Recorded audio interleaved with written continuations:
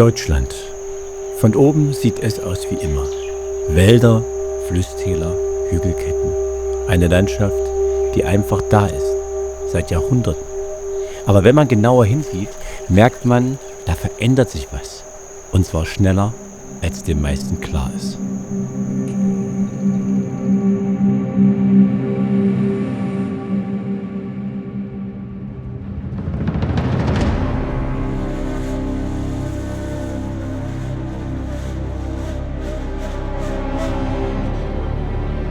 Ich bin mit Greifvögeln groß geworden. Mein Vater war schon immer Falkner, hat das Ganze hobbymäßig betrieben. Als Maurer hat er einen Bandscheibenvorfall gehabt und ist arbeitsunfähig geworden und hat dann quasi notgedrungen sein Hobby zum Beruf gemacht. Und wir sind als Familienbetrieb alle mit eingestiegen, weil mich das auch einfach unglaublich fasziniert, welches Vertrauen mir diese Tiere entgegenbringen. Man darf nie vergessen, das ist kein Hund, das ist kein Tier, was ich erziehen kann, den ich einen Befehl geben kann, den er mal ausübt, sondern ich muss mir das Vertrauen dieses Tiers erstmal erkämpfen. Und dass er mir das immer wieder gibt, indem er zu mir zurückkommt und zu mir auf die Faust fliegt, das ist einfach Wahnsinn und da möchte ich einfach nicht drauf verzichten. Die Essenz meiner Arbeit mit den Wildvögeln ist, den Menschen die Natur wieder näher zu bringen. Ich kann durch den Vogel Emotionen schaffen, indem sie einfach mal in Kontakt treten können mit einem Tier, wo man sonst stundenlang beobachten müsste und dann auch nicht so nah rankommt, wie das bei uns hier möglich ist. Sobald ein Vogel bei fremden Menschen auf dem Arm landet, wie die Augen anfangen zu leuchten, wie irgendwas sich öffnet im Körper, du kannst das lesen im Gesicht. Da kriege ich selber Gänsehaut, wenn ich das erzähle. Also der Adler persönlich, wir müssen uns ja nur anschauen. Also er symbolisiert Macht, er symbolisiert Kraft und vor allen Dingen aber Freiheit. Weil er ist ja der König der Lüfte. Deswegen ist es ja nicht verwunderlich, dass wir gerade den Adler auch ganz, ganz häufig als Wappenvogel finden. Auch bei uns hier in Deutschland ist natürlich der größte Greifvogel Deutschlands, der europäische Seeadler, der Wappenvogel schlechthin, weil wir uns einfach mit diesen Tieren verbinden und vor allen Dingen auch mit den Eigenschaften, die die Tiere mitbringen.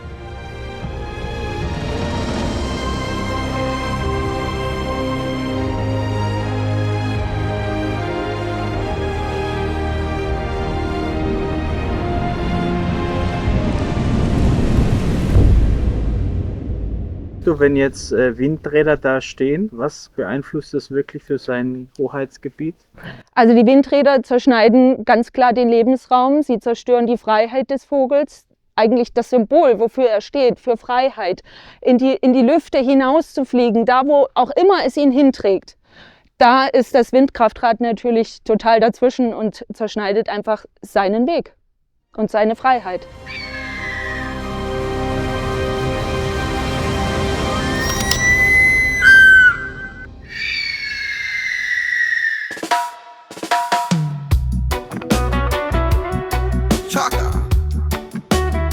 Das ist die Rebellion im Wind.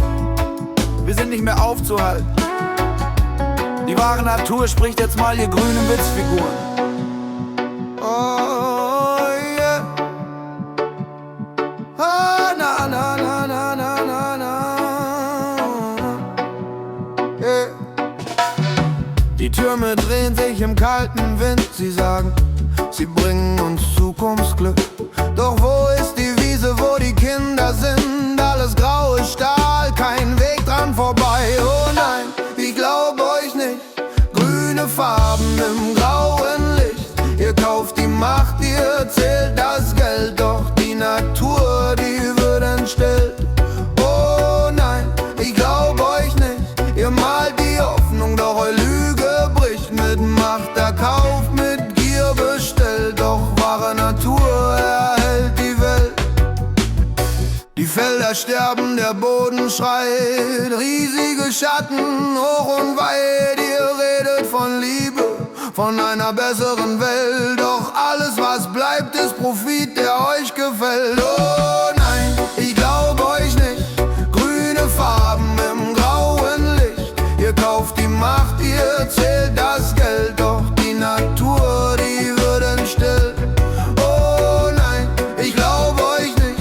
Ihr malt die Hoffnung, doch eure Lüge bricht. Mit Macht erkauft, mit Gier bestellt. Doch wahre Natur erhält die Welt. Die Rebellion ist leise, doch ich höre Ein Lied von Freiheit, ein alter Gesang. Kein Turm, kein Blatt Papier kann kaufen, was ich bewahre in mir. Oh nein, ich glaub euch nicht. Grüne Farben im grauen Licht. Ihr kauft die Macht, ihr zählt das Geld, doch die Natur, die Würden still. Oh nein, ich glaub euch nicht. Ihr malt die Hoffnung, doch eure Lüge bricht. Mit Macht erkauft, mit Gier bestellt, doch wahre Natur erhält die Welt.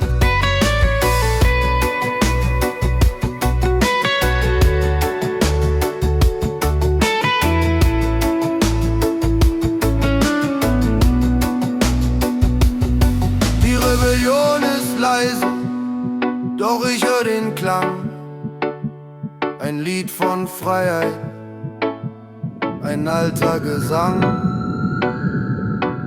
Kein Turm, kein Blatt Papier kann kaufen, was ich bewahre in mir. Oh nein, ich glaub euch nicht. Grüne Farben im grauen Licht. Ihr kauft die Macht, ihr zählt das Geld, doch die Natur, die Würden stellt. Oh nein, ich glaub euch nicht. Ihr malt die Hoffnung, doch eure Lüge bricht. Mit Macht erkauft, mit Gier bestellt, doch wahre Natur erhält die Welt. Ich glaub euch gar nichts mehr, bald ist euer Ende nah. Dem Erdboden gleich gemacht, so wie eure drehenden Türme da.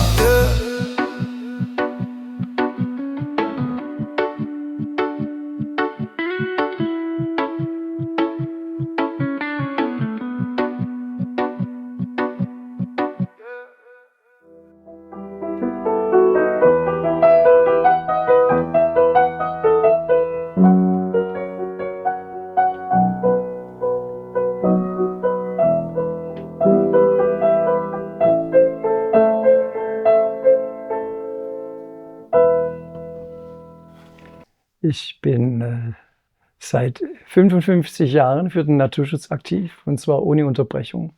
Habe als Schulbub damit begonnen und mache jetzt in der Zeit, wie sagt man, des Herbstes des Lebens, mache ich jetzt trotzdem und immer noch Naturschutz. Von den 55 Jahren etwa 25 Jahre gezwungenermaßen mit dem Leidensthema Windkraft und Naturschutz beschäftigt. Ja, das bedeutet viel Enttäuschung, viel beklemmende Erlebnisse. Und ich hoffe, dass ich trotzdem das ein oder andere erreichen kann. Insbesondere würde ich mich freuen, wenn viele Menschen aufwachen und verstehen lernen, was im Moment passiert. Denn es ist historisch und einmalig, wie sich Deutschland in diesen Jahren und in den kommenden Jahren verändern wird. Und zwar nicht zum Vorteil.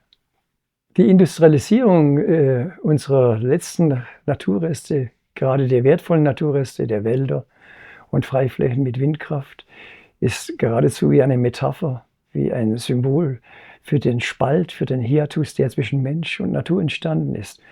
Weil wir glauben, mit Technik eine durch Technik bedrohte Welt retten zu können. Wir haben also ein Narrativ, eine Erzählung übernommen, dass man die Natur mit technischen Mitteln retten könnte und dabei sogar noch zu Mitteln greift, die sie direkt zerstört. Und es ist auch wirklich so, dass es flächendeckend ist. Es geht ein richtiger Windkraft-Tsunami durchs Land, wie ich es nenne. Überall werden Menschen jetzt wach und leisten Widerstand. Aber die Problematik besteht darin, dass es unbedingt noch mehr werden müssen. Wir sind dann einfach losgefahren. Herbst 2025. Ein paar Leute, eine Kamera, kein Plan. Kein Sender, kein Auftraggeber, nur ein Verein aus dem Vogtland, der gesagt hat, macht mal.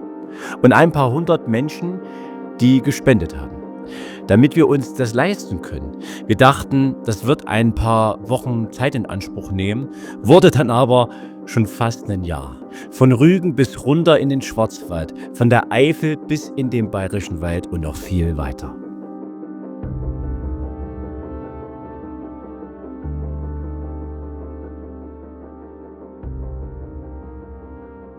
So, ich grüße euch ganz herzlich, ihr Lieben, bei der Bürgerinitiative Lebenswertes Rügen. Ihr seid die Arbeitsgruppe Windkraft, ihr seid 50 Aktive, ihr habt zu tun mit dem Ausbau mit erneuerbaren Energien, wollt diverse Pläne beiseite schieben und seid damit schon einige Zeit beschäftigt. Diese Arbeitsgruppe Windkraft beschäftigt sich damit, was hier auf Rügen passieren soll und eigentlich inzwischen nicht mehr nur auf Rügen, sondern hier sollen ja 34 Windeignungsgebiete entstehen auf der Insel. Und da waren viele Menschen, die das mitbekommen haben, natürlich sehr geschockt. Und aus diesem Grunde hat sich dann diese Arbeitsgruppe gebildet. Und das generelle Thema ist ja deutschlandweit. Und was will man eigentlich? Ne? Uns wurde geantwortet, ja, in 2 Jahren brauchen wir doppelt so viel Energie wie jetzt, wegen der ganzen Digitalisierung und der KI. Das macht den Menschen nicht glücklich und ist auch nicht gut für die Natur, sondern wie weit geht der Mensch mit seinem Wirtschaftswachstum, mit seiner Entwicklung, um sich sozusagen und sich selbst zu zerstören. Das ist ja das Ende dann davon. Wir können nicht so weitermachen, das ist das Thema. Und da geht es gar nicht darum, ob wir Kohle, Gas, Atomkraft, Windenergie machen. Sicher muss es irgendwie eine Lösung geben für die Stromgeschichten, aber weniger ist mehr.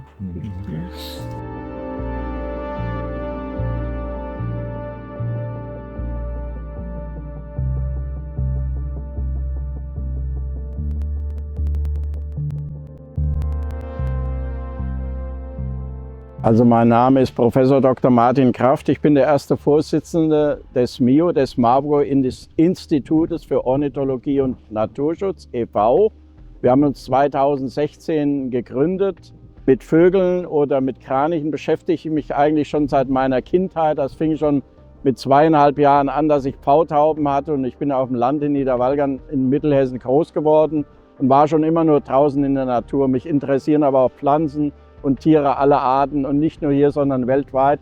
Ich bin viel rumgekommen in meinem Leben, war auch schon in Australien, Südamerika, Afrika, und ich liebe es einfach, mich für die Natur einzusetzen. Das ist eine Lebensaufgabe für mich, so viel wie möglich Tiere zu schützen. Wir haben ja auch ein großes Biodiversitätsprojekt angeleiert und hoffen, dass wir da endlich mal auch vielleicht von politischer Seite aus unterstützt werden. Ich sind also immer in internationalem Kontakt, das ist ganz wichtig, dass man den Kontakt pflegt und dass weltweit sich für den Schutz der Natur eingesetzt wird. Ich sage nur Stichwort Regenwald, ne, wo ja auch Holz verbraucht wird für Windkraftanlagen, und es läuft vieles arg auf diesem Planeten, und wir sind jetzt die Anwälte der Natur, die endlich dafür sorgen müssen, dass es besser wird.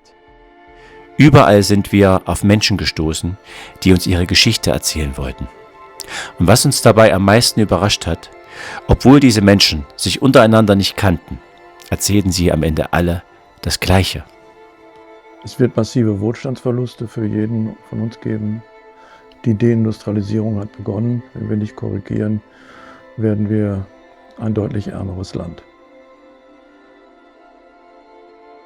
Mein Name ist Fritz Fahrenhold. Ich war in den 90er Jahren Umweltsenator in Hamburg.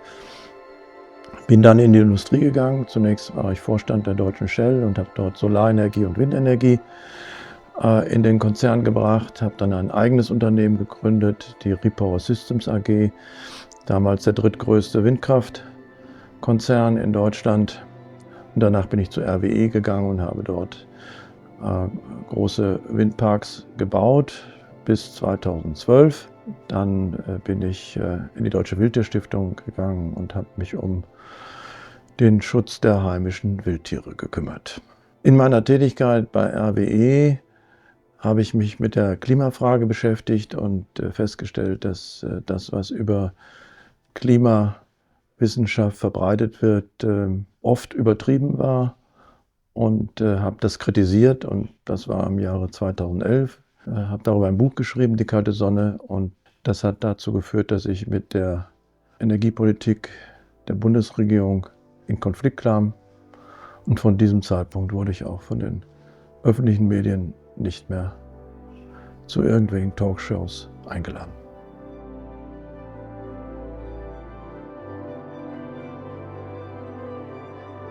Unsere erste Station liegt am Dreiländereck. Dort, wo Bayern, Thüringen und Sachsen aufeinandertreffen. Das grüne Band, ehemals die deutsch-deutsche Grenze. Ein Todesstreifen, der über Jahrzehnte unberührt blieb und sich dadurch zu einer der wertvollsten Naturräume Mitteleuropas entwickelt hat. Heute stehen hier 27 Windkraftanlagen, 190 Meter hoch. Geplant ist, sie durch noch größere zu ersetzen, bis zu 300 Meter.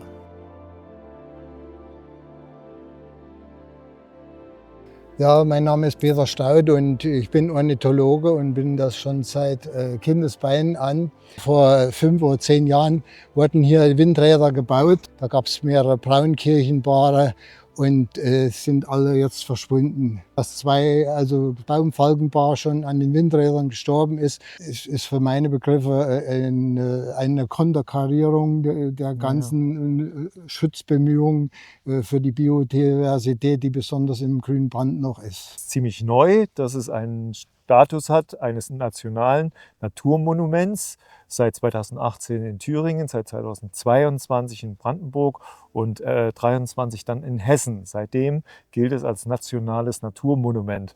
Ganz spannend ist der Fakt, dass in diesem grünen Band kein Windpark errichtet werden darf. Dadurch, dass aber das ein Dreiländereck ist, Bayern, Thüringen und Sachsen zusammenkommt, können sich die Gemeinden, die Anrainer, einigen darauf, dass 7 Anlagen in Sachsen, 7 Anlagen in Thüringen und 7 Anlagen in Bayern errichtet werden, was zusammen dann schon 21 Anlagen sind und einen Windpark ergeben werden. Ja, vor 5 oder 6 Jahren da wurde es ja noch versagt, eigentlich die Windräder zu bauen, weil aufgrund der Schwarzstorch, der Rotmilane und weil geschützte Vögel und wertgebende Vogelarten hier in dem Gebiet brüten und leben, wurde es ja versagt. Und jetzt aufgrund dieses Helgoländer Papiers, was jetzt außer Kraft gesetzt ist mit den letzten... Das Osterpaket. Ja, mit dem Osterpaket. Und dadurch spielt ja der Vogel wie der frühere Rotmilan 1,5 Kilometer Abstand und durch ein Nest 500 Meter. Das ist ja alles weggefallen. Also man kann sagen, alles, was der deutsche Naturschutz aufgebaut hatte seit den 70er Jahren, ist mit dem Osterpaket, wo es keine Umweltverträglichkeitsprüfung mehr geben braucht, ja, für die Windkraftanlagen, keine öffentlichen Beratungen darüber, ja, ist alles hinfällig geworden. So, wir sind jetzt ein paar Meter weiter am grünen Band entlang unterwegs gewesen, hier zum Drei-Freistaatenstein, früher Drei-Staatenstein. André, der Kameramann, steht auf der bayerischen Seite. Ihr beide steht auf der Fürstentum Reuß Seite, thüringischen Seite, und ich stehe auf der sächsischen Seite. Was ich nicht nachvollziehen kann, was mir bis jetzt auch keiner sagen konnte, warum das so ist. In der Regel ist ja ab 20 Anlagen ist das deklariert als ein Windpark mit besonderen Abstandsregeln und besonderen Einschränkungen hinsichtlich Naturschutz. Und dadurch, dass diese Ländergesetze von Sachsen, von Thüringen und von Bayern sich gegenseitig beißen oder sogar aufheben, ist es halt dazu gekommen, dass hier in so einem immensen Maße diese Windkraftanlagen in dieser Höhe entstanden sind, mit der Gefahr auch, bei der Repowering, so in der Regel nach 20, 25 Jahren, werden diese Anlagen ja ausgetauscht, erneuert und natürlich auch erhöht. Und die neuen Anlagen werden bis zu 100 Meter höher.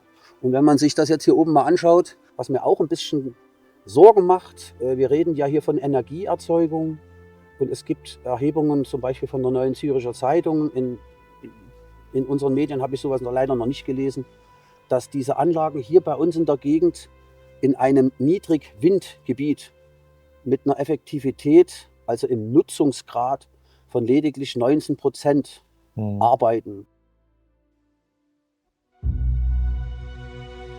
In Sachsen, nicht weit davon entfernt, treffen wir auf eine Bürgerinitiative, die erst 2 Jahre alt ist. Ihr Pressesprecher ist gerade mal 30 und sitzt gleichzeitig im Gemeinderat. Er empfängt uns vor einer 800 Jahre alten Burgruine. Was er dann erzählt, hätten wir so nicht erwartet. Wie kommt man zum Thema Windkraft? Indem man von heute auf morgen erfährt, dass man hier 8 solche riesigen Windenergieanlagen in den Wald gebaut bekommen soll. Ja, ich sage für die zukünftigen Generationen, ich würde mir wünschen, dass man diesen Wald dann halt in Einklang mit der Bevölkerung nutzen kann. Dass das jetzt, auch wenn es jetzt mehrheitlich die 2 Antragsteller dort ein Eigentümer dieses Waldes sind, Obwohl ich sagen muss, wir haben es selbst als Bürgerinitiative mal angeboten, dann kaufen wir halt den ganzen Wald. Es war auch ernst gemeint zu dem Zeitpunkt. Genossenschaft gründen, das Selbstbewirtschaften ist abgelehnt worden. Nach dem Motto, wir würden ja viel mehr damit verdienen, wenn wir die Anlagen bauen, als euch jetzt einen Wald zu verkaufen. Man kann hoffen, dass die Nutzung halt jetzt allgemein, dass die Bevölkerung mit einbezogen wird, weil ich finde, sowas wie Wald ist allgemein gut. Das kann man jetzt nicht so sagen, ich stehe da irgendwo im Grundbuch und jetzt kann ich walten und schalten, wie ich will, sondern es hat einen Erholungsfaktor. Der Wald ist im Grundgesetz irgendwo, beziehungsweise in der sächsischen Verfassung besser gesagt, festgeschrieben. Ich finde es sehr bedauerlich. Wir haben einen Antragsteller dabei, der hat sich hier nach 1990 eigentlich wieder gut etabliert. Als die Familie von Römer Landeigentümer hier wieder sich was aufgebaut. Und sagen wir, das, was sich jetzt aufgebaut hat, macht er sich halt mit so einem Projekt bei der Bevölkerung komplett kaputt.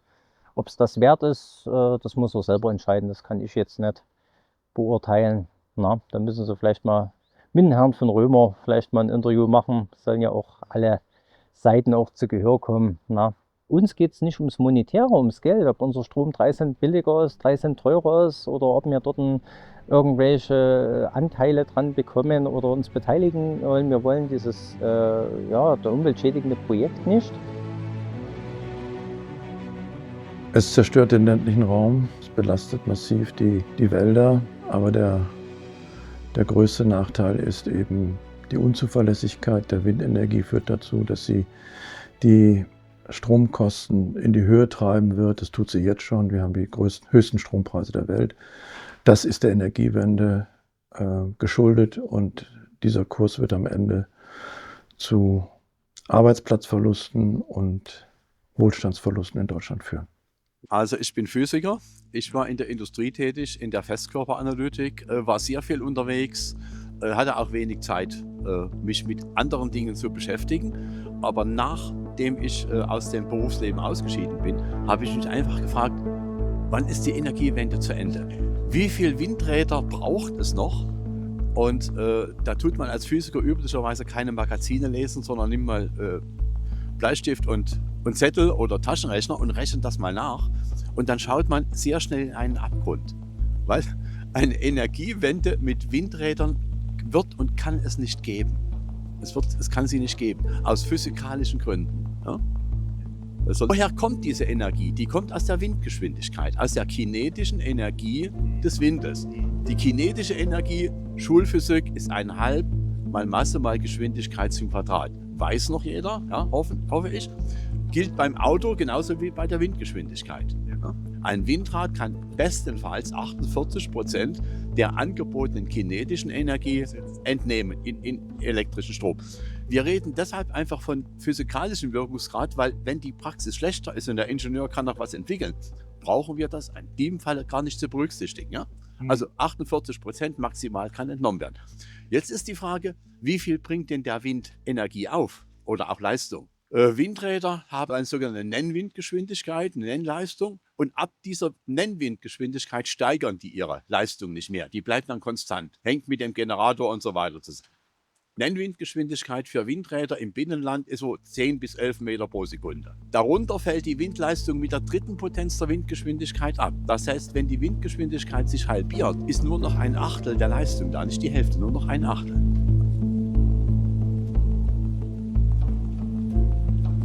Mein Name ist Michael Seyer, ich bin Freiburger, bin Ingenieur für Elektrotechnik und mittelständischer Unternehmer. Ich habe ein Produktionsunternehmen in Gundelfingen, das ist nördlich von Freiburg mit etwa 100 Mitarbeitern. Und ja, ich schaue auf diese ganze Energiewende aus 3 Perspektiven. Das eine ist, ich bin Christ und als solcher liegt mir die Bewahrung der Schöpfung ganz besonders am Herzen.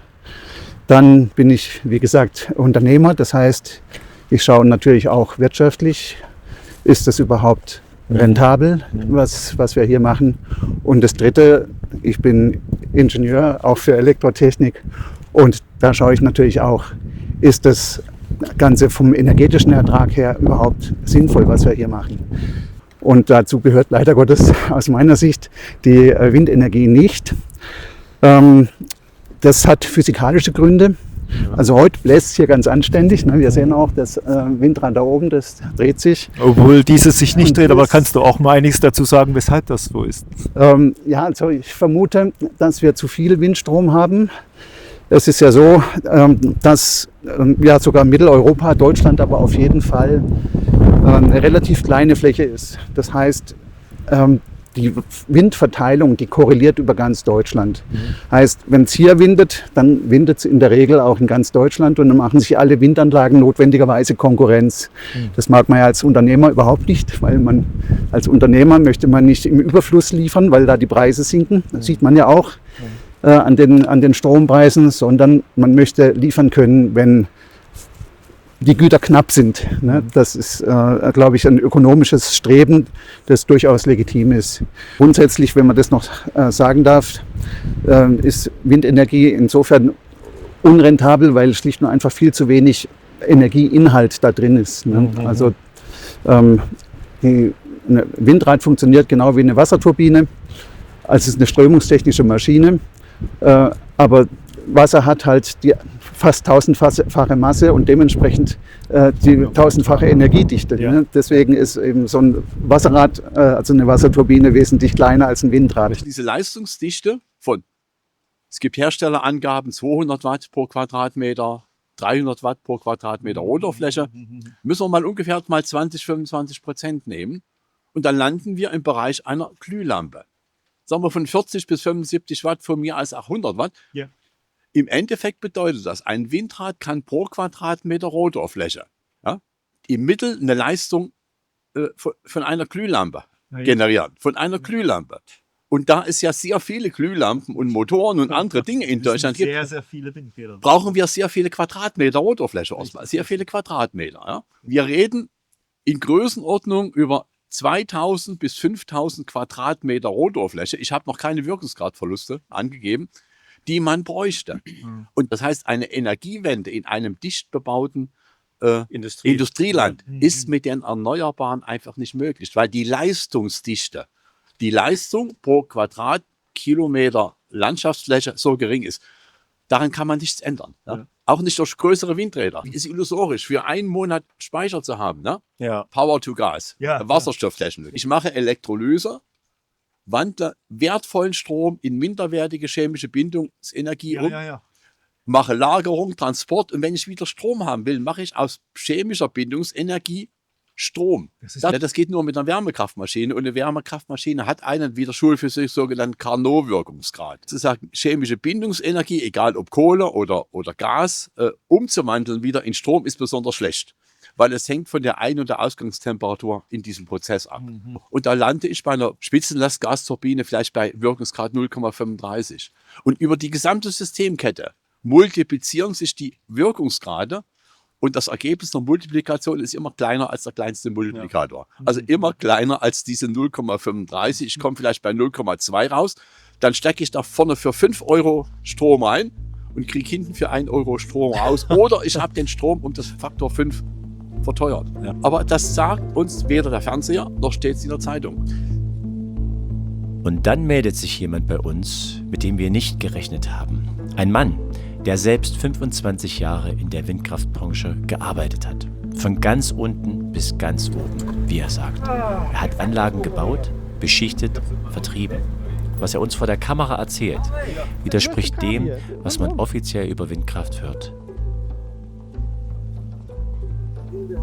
Dann haben wir es doch, oder? Einsteigen, zusteigen, Abfahrt. Jetzt fahren wir hier Richtung Weiberg. Rechts und links geht es gleich los mit den großen Windkraftanlagen, die schon älteren Datums sind. Hier auf der rechten Seite ein Windpark mit 6 Anlagen. Und da auf der linken Seite, wenn man darüber schaut, dann sieht man, wie die größeren Anlagen später dazugekommen sind. Ganz alte Nordex-Anlagen und Lagerwey-Anlagen auch noch dabei. Wie bist du jetzt in diesen Prozess mit reingekommen? Wenn du jetzt sagst, du hast eigentlich schon teilweise was für die Windkrafträder mit entwickelt, wie kam es dazu, dass du dich jetzt doch so kritisch dazu einsetzt? Also 1987 habe ich mit der HSW 300 angefangen. Das war die kleinste Windkraftanlage oder damals die größte mit 300 kW von den Husumer Schiffswerften. Damit fing es an. Damit habe ich im Grunde genommen den Einstieg in die Windkraft begonnen, habe selber Messungen durchgeführt im Binnenland, raufgeklettert auf einen Telegrafenmasten in 20 Meter Höhe, um Windmessungen machen zu können. Ich habe dann BWL studiert, um dann meine Diplomhausarbeit zu schreiben über die Wirtschaftlichkeit von Windkraftanlagen im industriellen Bereich. Ja. Und damals schon festgestellt, dass es nicht funktioniert. Ich wollte wissen, wo liegt das Problem bei der Windkraft? Und das war damals schon das Problem der Speicherung. Also die Idee ist gut, nur es fehlte im Grunde genommen am Willen, vernünftige Speicher zu konstruieren, die auch eine Dunkelflaute von 7 Tagen oder 8 Tagen aushalten kann. Ich habe dann in der Zeit ab 90 viel in der Windkraft mitentwickelt, das Winglet. Vorher hatte man das ohne Winglet gemacht, also dieses abgewinkelte Stück am Ende, was dann noch mehr Leistung brachte. Aufgrund meines Besuches ist das eingepflegt worden. Vor 5 Jahren habe ich dann Kontakt bekommen bei den Windkraftgegnern.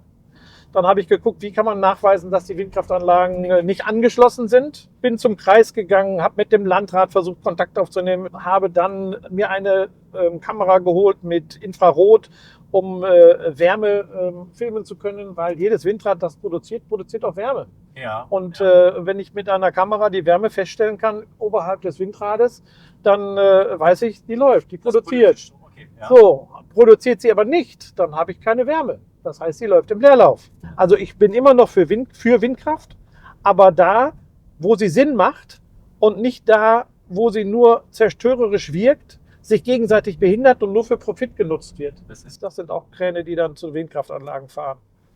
Sie versuchen alle noch, möglichst viele Windkraftanlagen aufzubauen, bevor die Bevölkerung wach wird und merkt, halt, wo sind denn die Umspannwerke und die Netze? Hier passt doch was nicht. Ja, ja. Denn das ist das Hauptproblem, was wir haben. Wir haben kein Verteilnetz. Es gibt hier Windkraftanlagen, die sich gegenseitig behindern, die aufgebaut werden aufgrund von den Förderungen durch das Energieeinspeisegesetz und mehr nicht. Das ist ein reines Investorenmodell, um Geld zu verdienen, weil unter Umständen auch die Zusage des Grundstückseigentümers fehlt.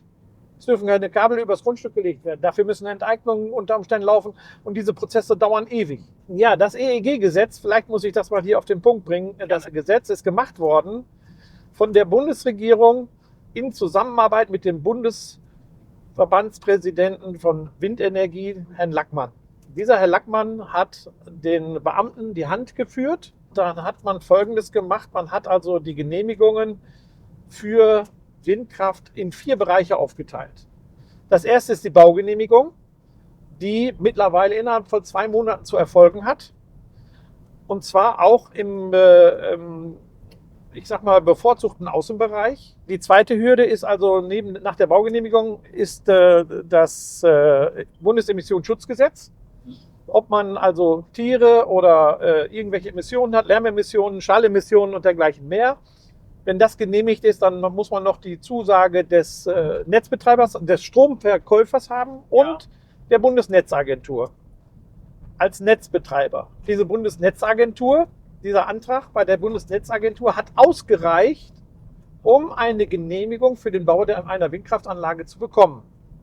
Das heißt, es musste kein Kabel gelegt werden, es durfte gebaut werden. Wenn jetzt ein Grundstückseigentümer sagt, über mein Grundstück geht kein Kabel, dann wurde diese Anlage, die da gebaut worden ist, nach dem EEG-Gesetz trotzdem finanziert und bezahlt wie eine Anlage, die normal Strom liefert. Das heißt, es ist Geld geflossen, Förderung und ohne Strom. Fiktiv. Fiktiv. Ja, und um nur eine Zahl zu haben, in 2024 waren das pro Monat 1,65 Milliarden, die da geflossen sind. Und es wird immer mehr. Es sind Steuergelder, die... Ja, Steuergelder. Den imaginären Strom, den man da liefern wollte, oder den man ja nicht liefern kann, der wird trotzdem bezahlt. Das heißt, die Investoren bekommen ihr Geld sicher, sie haben ihre Rendite sicher, ohne Risiko. Und deswegen, weil dieses EEG-Gesetz so geschrieben worden ist, hat es so einen Run auf diese Windkraftanlagen gegeben. Ja. Ja. Wieso ging das? 70% aller Bundestagsabgeordneten haben Anteile an Windkraftparks oder Windkraftanlagen. 70%? 70%. Das heißt, das ist eine reine Lobby. Das heißt also, die meisten Politiker stecken da selber mit drin und sind in diese Energiewende voll mit reingegangen. Also bei uns sagt man, die stecken bis zum Hals mit drin. Ja. Und jetzt kommt der Kracher. Warum das so schön ist, dieses Gesetz für den Herrn Lackmann, beziehungsweise für die Windkraftbranche. wenn die Anlagen nicht angeschlossen sind. Normalerweise nach 3 Jahren verliert das Baurecht seine Gültigkeit. Also dann ist die Anlage wieder abzubauen, wenn innerhalb von 3 Jahren keine Verwendung, so wie es geplant war, erfolgt ist. Nach Energieeinspeisegesetz ist das auf 5 Jahre geändert worden. Das heißt, 5 Jahre lang kann die Anlage ohne Anschluss betrieben werden. 5 Jahre? 5 Jahre, ohne Anschluss. So, und jetzt passiert Folgendes. Was passiert nach 5 Jahren? Dann wird um 5 Jahre prolongiert, das heißt 10 Jahre. Okay. Mit den Förderungen, imaginären Strom geliefert. Und mit Windkraftanlagen, die vielleicht auch gar nicht angeschlossen sind. Ja. Was passiert dann nach den 10 Jahren? Dann wird wieder prolongiert, nochmal um 5 Jahre. Und dann wird repowert. Geiles Modell, ne? Also, wir haben seine Zahlen überprüft. Im Jahr 2024 kostete allein die EEG-Vergütung, also die garantierte Einspeisevergütung für erneuerbare Energie, 18,5 Milliarden Euro. Das waren fast 8 Millionen mehr als im Bundeshaushalt vorgesehen. Die Differenz wurde aus Steuermitteln gedeckt. Dieses Windrad steht ja auch, weil gerade überlastig der Strom ist. Ne? Und dieser überlastige Strom, den wir zurzeit haben, der wird ja auch gerne ins Ausland gegeben, nicht wahr? Der muss ins Ausland gegeben werden, der muss ja verbraucht werden. Also Strom ist ja ein Augenblicksgeschäft. Das heißt, ich kann das nicht bilanziell betrachten. Ich kann den Strom, den wir jetzt brauchen, kann ich nicht nachher in 2 Stunden produzieren, sondern eben jetzt. Die wirklich entscheidende Frage hinter dem Sachverhalt, den Strom ins Ausland zu geben, was ja aus verständlichen Gründen auch so sein sollte, ist ja, dass diese Abnehmer dann Geld bekommen von der Bundesregierung, Steuergeld, damit sie das annehmen. Die können den Strom nicht gebrauchen und nehmen ihn dann, wenn sie noch was dazu bekommen. Da sind aber dann die Betriebe dort auch nicht zufrieden, weil die wollen ja ihren eigenen Strom verkaufen und bleiben dann auf dem sitzen. Und das Problem ist dann auch, dass eben die Betreiber dieser Windräder, die eigentlich diese Überproduktion machen, trotzdem dafür bezahlt werden. Das heißt, wir bezahlen den Strom, den wir nicht brauchen, an die Windradbetreiber. Wir zahlen den Strom, den wir abgeben, an die Ausländer. Und abends, wenn wir dann nichts mehr haben oder wenn Flaute ist, dann zahlen wir nochmal für den Strom, den wir dann gehabt hätten. Wenn diese Anlagen hier sämtliche Subventionen verlieren würden, wäre das vom wirtschaftlichen Aspekt her nicht mehr lukrativ. Nicht mehr tragbar und es würde auch kein Repowering geben. Richtig. Nur durch die Subventionen ist das eigentlich ein lohnendes Geschäft für den Betreiber später und so weiter. Und das kann es halt eben nicht sein. Also dass dadurch durch die Ideologie geprägt solche Dinge umgesetzt werden, die so eigentlich sich nicht rentieren würden, zumindest hier an diesem Standort. Ich bin kein genereller Gegner der Windkraft, auf gar keinen Fall, aber hier macht es keinen Sinn. Durch Repowering kann man auch die Abstände zu den Windkraftanlagen reduzieren. Meines Wissens nach auf 850 Meter. Jetzt sind das wohl 1000 Meter. In Bayern hier gab es ja diese 10H-Regel. Das heißt, diese Nabenhöhe mal 10, Abstand zum nächsten Haus einer zusammenhängenden Siedlung, die leider erst bei 6 Gebäuden beginnt. Aber das ist ein anderes Thema. Und aber auch die Abstandsregeln trotz der steigenden Höhe dieser Anlagen auch näher an die Gebäude ranrücken. Ja, das, was mich so fassungslos macht, ist, dass wir sagen, das ist alles so eine saubere Energie und völlig ausblenden, dass in China, dass in der Mongolei, dass sonst wo, auch in Afrika, wo wir dann den Dreck hinliefern, es uns völlig egal ist, wie die Menschen dort leben. Das geht nicht. Das können wir nicht machen. Und dann sagen wir Deutsche vor allen Dingen, wir Deutsche sind sauber und rein. Und wir machen es vor. Und was da hinten passiert, das ist so ähnlich wie mit dem Atommüll. Den drücken wir mal weg und dann machen wir mal die Augen zu. Und das ist das, was ich so unanständig finde. Das gehört sich irgendwie nicht. Dass die erkennen, dass wir anderen Menschen großes Leid antun mit unserer sauberen Energie. Deutschland ist nicht die Welt, was wir aber gerne so meinen. Also wir denken immer, wenn wir sauber sind, dann ist die Welt sauber. Und dann ist das auch alles wieder in Ordnung. Wir haben noch andere Länder, die neben uns sind. Und guckt man den Globus an, dann sieht man irgendwo eine Stecknadel. Und wenn man das dann vergrößert, man kann das ja mit diesem Handgriff machen, dann ist da irgendwo fällt ein Deutschland auf. Und da sagt man, wie klein ist eigentlich Deutschland im Verhältnis zur Welt? Und was erwarten wir eigentlich, was die anderen machen? Also wenn wir andere Länder schon kaputt machen mit der Energiewende, wenn das andere auch machen, also sagen wir mal, was würde denn Deutschland machen, wenn die Länder, die wir so kaputt machen mit unserer sauberen Energie, uns das wiedergeben.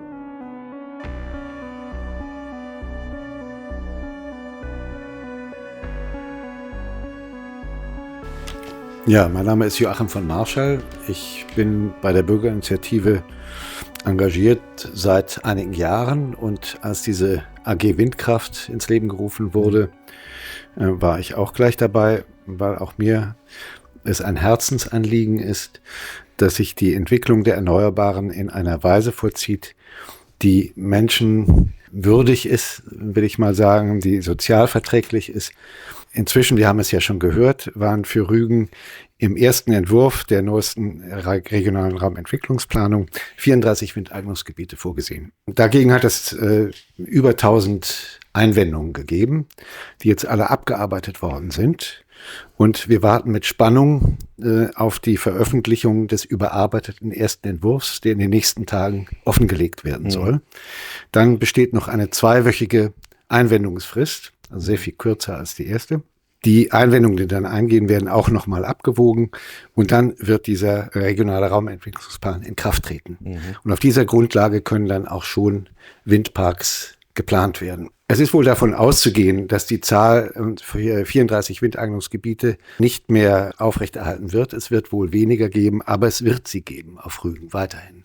Genau. So, und wir stehen natürlich hier gerade auf der Halbinsel Jasmund von der Insel Rügen. Und hier ist natürlich, wir stehen direkt auf einem Hügelgrab, was ungefähr 5000 Jahre alt ist. So, jetzt muss man sich vorstellen, dass in dieser Richtung hier drüben auf diesem Feld ein Planungsgebiet entstehen soll, wo dann, weiß ich nicht, vielleicht 8 oder 10 Anlagen 250 Meter hoch stehen werden. So, das ist natürlich eine massive Beeinträchtigung eines Bodendenkmals. Und wir haben Hunderte davon auf der Insel. Großsteingräber, Hügelgräber etc. Es gibt ja ganz viele Kulturlandschaften, die durch diese Sachen zerstört werden. Und die aber auch von Gesetzbüchern angeblich geschützt werden sollen, ne? Ja, angeblich sind die geschützt, aber man macht ja immer viel mehr Ausnahmen und begrenzt immer weiter ein, sodass letztendlich kein Schutz mehr gegeben ist. Und wie gesagt, es ist einmal das Mitspracherecht ausgeklammert worden, es sind Umweltverträglichkeitsprüfungen werden ausgehebelt und es werden einfach Sachen, auf Deutsch gesagt, durchgeprügelt, dass sie dann stattfinden können. Und es wird gesagt, ihr müsst es erdulden, im Sinne des Klimaschutzes und im Sinne der Allgemeinheit ist es notwendig, dass ihr es erduldet. Wenn man aber jetzt den Sprung macht und sagt, okay, wir wollen jetzt CO2 einsparen, um das Klima zu schützen, dann frage ich mich, warum man Nord Stream 1 und 2 gesprengt hat, um dann uns ein LNG-Terminal vor die Nase zu setzen, was dann Frackinggas aus Amerika herbringt, um uns dann mit Frackinggas zu beheizen. Der Transport und die Verflüssigung alleine frisst schon so viel Energie, dass ich das durch die Röhre wesentlich günstiger gekriegt hätte. Zumal der Preis ja auch ein anderer ist. Und dann parallel zu sagen, wir stellen euch ganz viele Windkraftanlagen hin, um euch dann sogenannte erneuerbare Energie zukommen zu lassen. Das beißt sich. Wir haben im Prinzip nichts außer Verbau und Vernichtung der Landschaft. Denn auf den Feldern, auf denen das passieren wird es ja kaum nochmal Ackerbau oder irgendwelche Sachen geben können, weil diese Zufahrtswege, die da versiegelt werden, die Fundamente, die in den Boden eingelassen werden, die werden nie wieder rückgebaut werden. Und dann läuft man zu den Politikern, Lokalpolitikern oder auch, wir waren auch in Schwerin und sagt dann, ja, wie ist denn das jetzt, ne, mit dem überragenden öffentlichen Interesse? Und da wird dann abgewiegelt, nein, das macht die Raumordnung. Ne? Da kümmern sich die Profis drum, die weisen die Flächen auf. Ruft man bei dem Raumordnungsamt an, sagt man, naja, das sind halt die Gesetze von den Politikern. Ne? Und so wird man dann als Bürger immer im Kreis geschickt. Das ist doch wie bei Asterix und Obelix. Ja, wo ist das Formular 3F? Ja, genau. Nicht? Und dann rennen die in dem ganzen Römischen Reich fast rum, um das Formular zu suchen. Und da haben wir nämlich genau das Problem. Der Beamte schiebt es auf den nächsten Beamten immer weiter, immer weiter. Fachbehörde. Und dann ist derjenige, der entscheiden muss, der ist krank. Oder nicht da. Oder weiß nicht, wo es drum geht. Und das haben wir, da ist doch der Hase im Pfeffer, oder wie sehe ich das? Irgendwo ist es so, ja.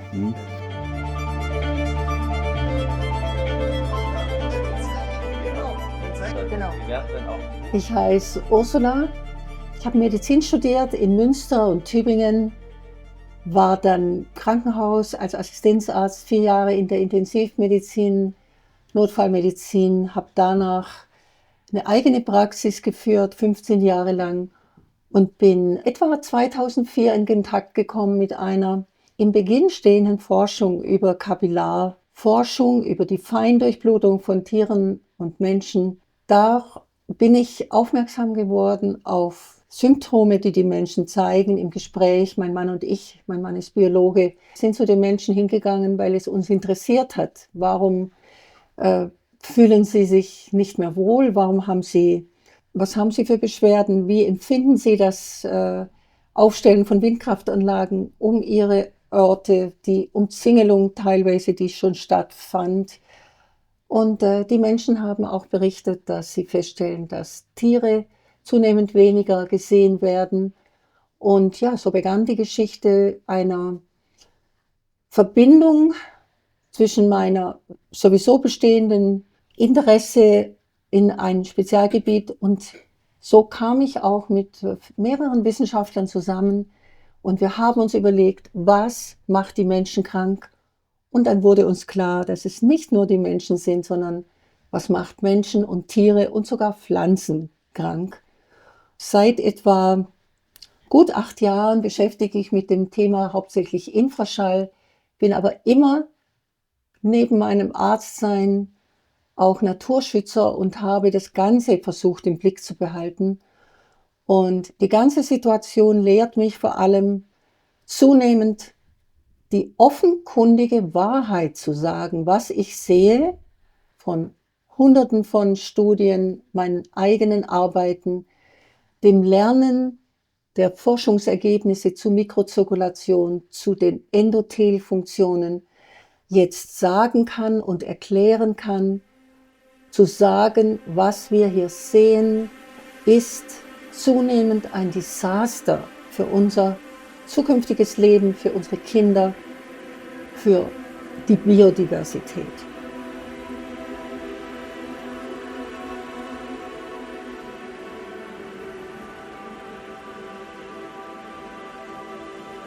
Wir reden ja sehr viel vom Infraschall heute. Und da muss man auch sagen, der ist vermutlich jetzt, was die naturwissenschaftliche Beweislage betrifft, da ist man auf einem guten Weg, aber noch nicht fertig. Ich erinnere an Ken Madsen in Schweden, an Steve Cooper in Australien, Bellu Steg in Berlin oder Professor Fahl in Mainz. Die alle sind vorne dort und zeigen schon dem Umweltbundesamt, dass da was ist, also auch von der naturwissenschaftlichen Basis. Aber hier Bachern liefert uns eine ganze Reihe von Indizien, die das genauso belegen. Und bei Gerichtsverfahren sind Indizien ein wichtiger Punkt, wenn man anderes noch nicht hat. Und da bin ich eben der Meinung, 2015, sagt Georg Rawein, sind die Windräder gebaut worden. 3 Monate später erkranken gleichzeitig mehrere an diesen Symptomen der Windkraft. Das ist ein Hinweis, dass das mit dem Aufstellen der Windräder zu tun hat. Dann haben wir hier das Faktum 2. Westwind belastet besonders. Dann haben wir wieder mal Ostwind. Dann ist wieder weniger die Belastung zu spüren. Dann haben wir Inversionswetterlagen. Da ist es wieder ganz stark. So, wir sehen also, je nach Wetterlage und Wind, das hat ja was mit Windturbinen zu tun. Gibt es ein Auf und Ab der Belastung bei den Leuten? Also es war so, die Anlagen sind 2015 in Betrieb gegangen und 3 Monate später, dann im Februar 2016, ist es dann bei mir halt losgegangen mit Schlafstörungen und Tinnitus, und ich habe dann sichtbare Schwellungen gehabt im Gesicht, also sichtbare Symptome, und das ist auch immer schlimmer geworden. Und dann habe ich einen Ärztemarathon hinter mich gebracht. Ich war also bei vielen verschiedenen Ärzten. Meistens war das Ergebnis ohne Befund. Und das Ganze hat geendet dann in der Notaufnahme im Zentralklinikum Augsburg. Der Arzt, was mich untersucht hat, hat aber auch keine Erklärung gehabt für diese Symptome. Und kurze Zeit später habe ich dann im Betrieb einen Arbeitsunfall gehabt, wo dann auch ein Krankenhausaufenthalt von 4 Tagen notwendig war wegen innerer Verletzung. Im September habe ich dann auswärts geschlafen in einer Pension 3 Wochen, und nach 2 Wochen war dann schon eine deutliche Besserung der Symptome spürbar. Dann ist es weitergegangen in der Familie. Da hat dann ein Familienmitglied von mir im November 2017 ist an Krebs erkrankt, mit Todesfolge dann im Januar 2017. Und im März 2017 habe ich mich dann dazu entschlossen, von Bachern hier wegzuziehen, weil das war dann schon so weit fortgeschritten, dass meine private und berufliche Existenz gefährdet war. Und dann habe ich in Kissing eine Wohnung gemietet und kurz nach dem Einzug habe ich dann festgestellt, dass alles wieder besser wird und nach wenigen Monaten waren dann meine Beschwerden komplett verschwunden. Also diagnostiziert worden ist bei mir eine Schilddrüsenstörung, dort, wo das halt akut war mit diesen Windrädern. Und ein Hals-Nasen-Ohrenarzt, der hat dann einen kompletten Innenohrschaden auf beide Ohren festgestellt. Und das hat dann, nachdem ich dann in Kissing ein halbes Jahr gelebt habe, waren die Symptome ja weg und dann habe ich Nachuntersuchungen machen lassen und dann waren auch diese Schäden nicht mehr nachweisbar. Und dafür haben die Ärzte dann ebenfalls wieder keine Erklärung nicht gehabt. In Bayern waren wir ja mit der Einführung der 10H-Regelung schon mal auf einem guten Weg gewesen. Das hat also der dortmalige bayerische Ministerpräsident Horst Seehofer eingeführt aufgrund zahlreicher Proteste von Anwohnern. Das heißt, es war also schon vorher bekannt, dass diese Anlagen problembehaftet sind. Aber durch diese Einführung jetzt oder Inkrafttreten des Wind-an-Land-Gesetzes ist ja das alles wieder gekippt worden. Also die 10H-Regelung besteht ja leider nur noch in Fragmenten, was jetzt wieder den weiteren Windradausbau ermöglicht hat. Dann, wir haben ja auch schon gesagt, der Nocebo-Effekt kann auch ausgeschlossen werden. Ja. Die Burgwalder sind jetzt schon wegen Bachern derart in Sorge, in Angst. Die müssten alle krank sein, Nocebo-krank. Aber das sind sie natürlich noch nicht. Die werden es, wenn die Windräder so kommen wie geplant. So, eine Schülerin hier hat Konzentrationsstörungen, wenn sie hier in der Nähe der Windräder ihre Hausaufgaben macht. Geht sie ins Nachbardorf, funktioniert es ja. Keine Konzentrationsstörung. Das ist ein Hinweis auf die Windräder, Indizien-Hinweis. So, dann haben Leute, die haben ein Stück Wald als Besitz, den wollen sie bearbeiten, trotz der Windräder, gehen natürlich da in die Nähe, die halten das 1 bis 2 Stunden aus. Ja, das ist also, länger geht's nicht. Dann haben sie ihren Schwindel, dann sind die also fast nicht mehr in der Lage, vor Kopfweh zu arbeiten. Indizien, wieder ein Indizienpunkt. Und dann haben wir natürlich die schon gehört heute, die Geschichten mit den Rentnern. Ja, die da also auch Krebs erkrankt und Todesfolge. Die sind am meisten betroffen, die sind ja meistens vor Ort, die kommen ja nicht weg.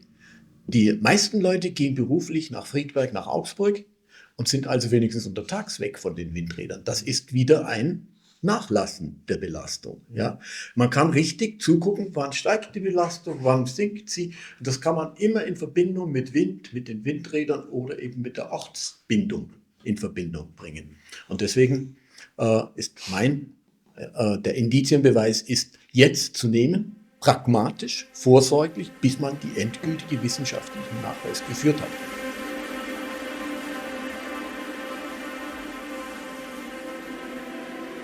Also für uns Ornithologen ist es irgendwo kaum nachvollziehbar, was da hier gemacht wird mit den Windrädern. Wir haben auch sehr viele Schlagopfer schon aufgesammelt. In der Flugzeit im Sommer, wo die Insekten fliegen, viele auch geschreddert werden und dadurch müssen ja die Windflügel auch immer wieder abgewaschen werden, damit die überhaupt Leistung bringen. Und das setzt sich natürlich fort, wo keine Insekten sind, dann sind kaum Vögel. Und auch die Greifvögel, die eigentlich auch von den Vögeln wieder leben, in gewisser Weise von den Singvögeln und auch von Meisen und allen, dass die dann kaum noch Nahrung haben und auch stark gefährdet sind. Also hier auch Rotmilan oder Baumfalke oder alle Greifvögel in gewisser Weise. Worauf auch schon vom Deutschen Luft- und Raumfahrtzentrum in Stuttgart der Dr. Franz Trieb hingewiesen hat. Also die würden hier ebenfalls die Biodiversität behindern, indem zum Beispiel dann den Vögeln die Nahrung fehlt, die ja eben von den Insekten leben. Also der größte Einfluss, den ich persönlich festgestellt habe, sind halt die immensen Verluste während des Vogelzuges. Dann, wenn Windkrafträder oder Windkraftanlagen in Brutgebieten, wo Schwarzstörche brüten, beispielsweise Wespenbussarde, da hineingeknallt werden, in die Wälder hineingebaut werden, auf Quellhorizonte gebaut werden, da werden Feuersalamander überfahren und diese ganzen feinen Organismus, die auf Waldbäche angewiesen sind, die werden einfach zerstört. Die Landschaft wird zerstört. Das ist das Schlimme. Es ist kein Fortschritt, es ist ein Rückschritt. Es ist eine ganz schlimme Sache in die falsche Richtung, ganz einfach.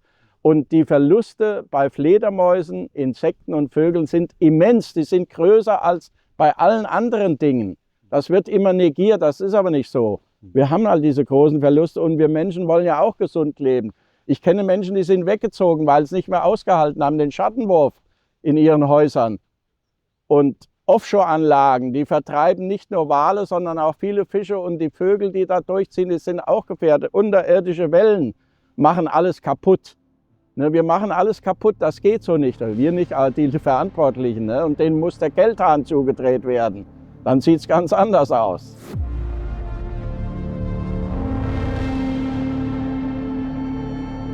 Ich möchte meine Gesundheit retten. Es gibt Infraschall. Es gab früher mal vom Meeresmuseum, meine ich kann es nicht beschwören, eine Ausarbeitung, da hieß es auch, dass die Schweinswale durch diese Bohrungen, die es im Offshore gibt, da platzen die was weiß ich, Gehörgänge oder Trommelfell oder sonst was. Und jetzt wundert man sich und sagt, also sowas, also das sind diese Bösen mit den Reusen. Natürlich sind sie es vielleicht auch, aber wir machen auch Offshore kaputt. Wir machen die Leitung, wo jeder sagt, also die Leitung, das ist doch eine schicke Sache, da kann man im Winter Kartoffeln, weil das so schön warm ist. Diese Leitung kommt an den Meeresgrund und dann sagen wir oben, also rummelt irgendwie so die Temperatur so warm. Also das ist der Klimawandel. Es gibt Dinge, die man nicht sehen und nicht hören kann, die aber trotzdem da sind. Infraschall. Schall wird in allen Medien außer in einem luftleeren Raum weitergeleitet. Es ist eine Energieübertragung auf Partikel, die wir auch in Luft haben. Die fallen dann auf ihr Energieniveau zurück und dieses Schall wird und das gilt für alle Schallarten, über die gesamte Breite der Frequenz, wird weitergeleitet und kann sowohl Luft als auch alle Festkörper oder viskoelastisch, also aus organischen Substanzen oder auch Wasser bestehenden Körper durchdringen und in Auseinandersetzung treten. Der Unterschied für die Schallweiterleitung ist die verschiedene Geschwindigkeit vor allem. Das heißt, in Luft haben wir eine andere Geschwindigkeit wie im Wasser, die etwa 4-mal so schnell trägt. Und wir haben zum Unglück der Meeresbewohner, vor allem unserer Meeressäuger, eine Verdichtung natürlich des Wassers in die Tiefe, was für die Meeressäuger ein Fluchtweg war. Das heißt, werden sie heute jetzt durch die impulsiven Infraschallwellen des Meeres getroffen, in etwa einem 1-Sekundentakt, dann können sie nicht in die Tiefe des Meeres ausweichen, um diesem Schallfeld zu entkommen. Dieses Schallfeld ist unerbittlich, weil es kann erst enden an einer großen Landmasse. Dabei kommen schon die nächsten Impulse. All dieses zu beachten, sowohl für die Landtiere, für die Pflanzen, die eben auch eine Mechanosensorik, eine Kräfteaufnahmeebene haben, die wir bisher nicht beachtet haben und die sehr neu ist, die wir erst seit 2021 in einem Medizin-Nobelpreis definiert bekommen haben. Dieses zu beachten ist absolut erforderlich, um unser Leben nicht durch etwas so zu beeinträchtigen, dass wir gegen sogar jetzt Lebensmechanismen, gegen Grundlagen wirken als Menschen, die uns und jetzt auch die Tiere zunehmend schädigt und eliminieren kann. Und Wale präsentieren für mich hier eine solch kluge und ja mit Tierart, die uns Menschen verbunden ist, und ich fühle mich in einer Art seelischen Verbundenheit und spüre sozusagen fast das Leid, was sie durchmachen müssen, weil sie, wie ich sagte, keine Möglichkeit haben, diesem Schallfeld zu entkommen. Wir müssen bei allem, was wir tun, auch wenn es von oben herab jetzt bezeichnet wurde als für Natur, für Umwelt, für das Klima, müssen nachdenken und immer hinterfragen und die Realität anschauen. Schützen wir hiermit wirklich die Natur? Wir machen mit diesen Maßnahmen das komplette Gegenteil. Und da könnte man viele Beispiele aufzählen. Nicht nur die Gewinnung der Materialien für die Anlagen. Wenn wir hinschauen, werden wir erkennen, und ich bin überzeugt auch, wenn die Wale sterben, würden auch wir Menschen sterben.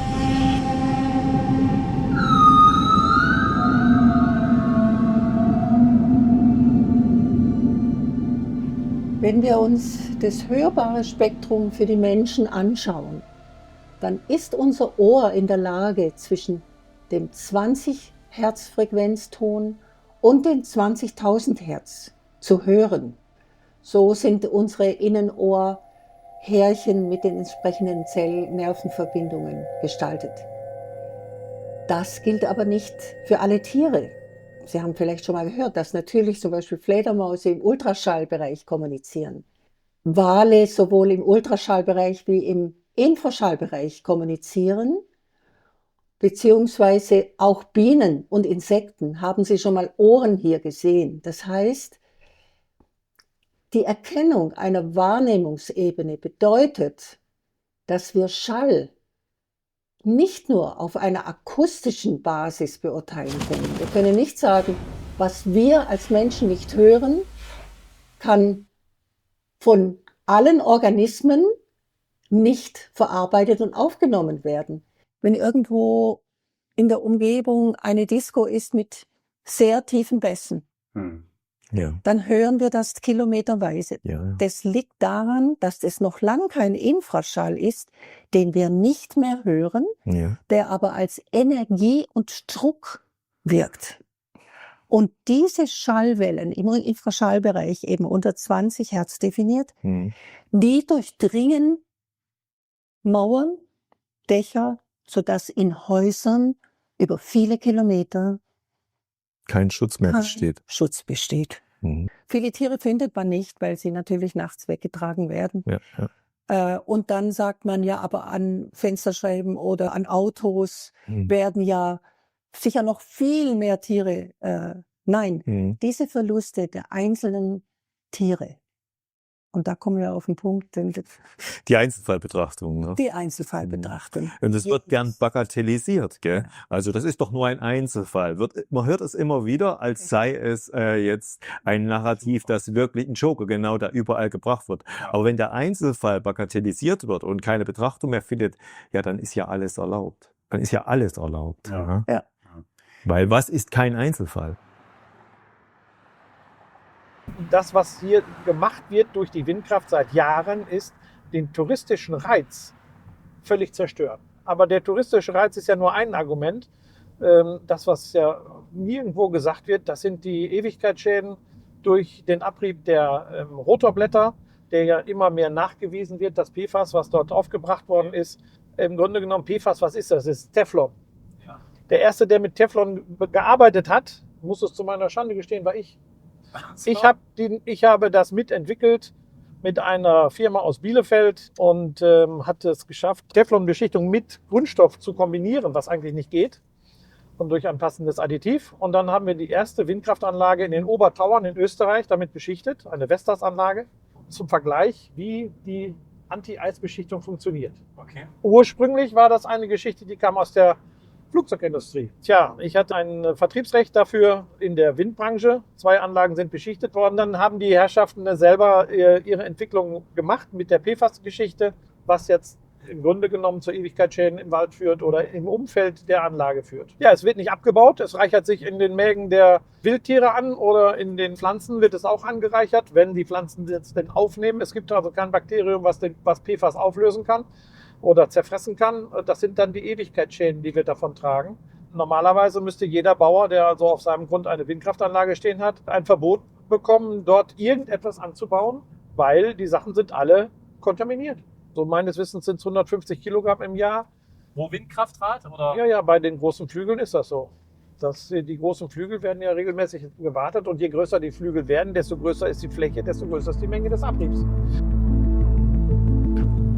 Es gibt noch eine andere Spur. Sie führt nicht in die Luft und nicht ins Meer, sondern in den Boden und von dort ins Trinkwasser. Und ich will mal von der technischen Seite daran gehen, weil ich Ingenieur bin im Anlagenbau, chemischen Anlagenbau, seit 40 Jahren tätig. Unter anderem Solarkraftanlagen, Wasserkraftanlagen.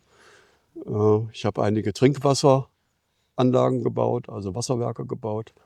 Meine Diplomarbeit war unter anderem der Nachweis von Pflanzenschutzmitteln im Trinkwasser. Da habe ich die EU-Norm bearbeitet. Das sind Pikogrammmengen. Und was das Wasser betrifft, da haben wir jetzt hier den Aufhänger gefunden, weil du mich eingeladen hattest und hast gesagt, erzähl mal was über die Windkraftanlagen, was da mit dem Wasser ist und was mit den Chemikalien dort ist. Ja. Und da bin ich natürlich prädestiniert, weil ich ja meine Arbeit drauf gemacht habe. Und es ist ja bekannt, dass es geht immer überall rum, diese Ewigkeitschemikalien würden da emittieren, ne? Diese Perfluoroktansäure zum Beispiel und noch andere Verbindungen, Bisphenol A, die Härte von den Epoxidharzen und so. Nun gibt es dann die Behauptung von der Windindustrie, das ist alles so gebunden, das hätte überhaupt keine Auswirkungen auf die Menschen. Das Einzige, der Schaden daran leidet, ist die Windindustrie selbst, die Armen. Gell? Was würdest denn du da als Chemiker dazu sagen? Ja, solange wie die Stoffe in den Rotoren verbleiben, sieht das nicht schlecht aus, weil das Epoxidharz ist an für sich ein sehr gutes Polymer, was ja auch das Glasfaser bindet. Das ist ja ein glasfaserverstärkter Kunststoff. Nur der Punkt ist, dass keine Polymerisation zu 100% stattfindet. Das heißt, ich habe auch in einem vorhandenen, abgebundenen Epoxidharz immer noch Monomere drin. In diesem Fall ist das Bisphenol A. Ja. Das ist, solange wie das in den Rotoren verbleibt, alles kein Problem. Nur wir haben eine Abrasion dieser Rotoren an der Oberfläche, und zwar an den Vorderkanten der Flügel. Ich habe das hier auch nochmal, das kannst du mitnehmen. Das sind Unterlagen, da sind Untersuchungen gemacht worden. Und zwar haben wir Rotorspitzengeschwindigkeiten an den Flügelenden von bis zu 300-400 Kilometer pro Stunde. Also da kommt kein Rennwagen hinterher, gerade Formel 1. So, und jetzt kann man sich das vorstellen, was passiert, wenn da Hagel oder Wassertropfen auftreffen. Ja, also das die erodieren die komplette Oberfläche. Und zwar sind ja Untersuchungen gemacht worden, dass pro Jahr bis zu 90 Kilogramm von diesem Material abgetragen werden. Das hängt von der Größe ab der Räder. Was wird jetzt gebaut? Keine 4 Megawatt Anlage mehr, jetzt werden 7 Megawatt Ja, Anlagen und das heißt, die Rotorgeschwindigkeiten werden immer höher von den Spitzen. Das heißt, die Abrasion wird immer schärfer. Ja. Und es ist auch mehr Material, was da emittiert kann. Ja, bis zu 90 Kilogramm pro Jahr. Pro Anlage. Und wir haben 30.000 Windanlagen im Moment in Betrieb. Das sind tausende Tonnen, die da abgetragen werden.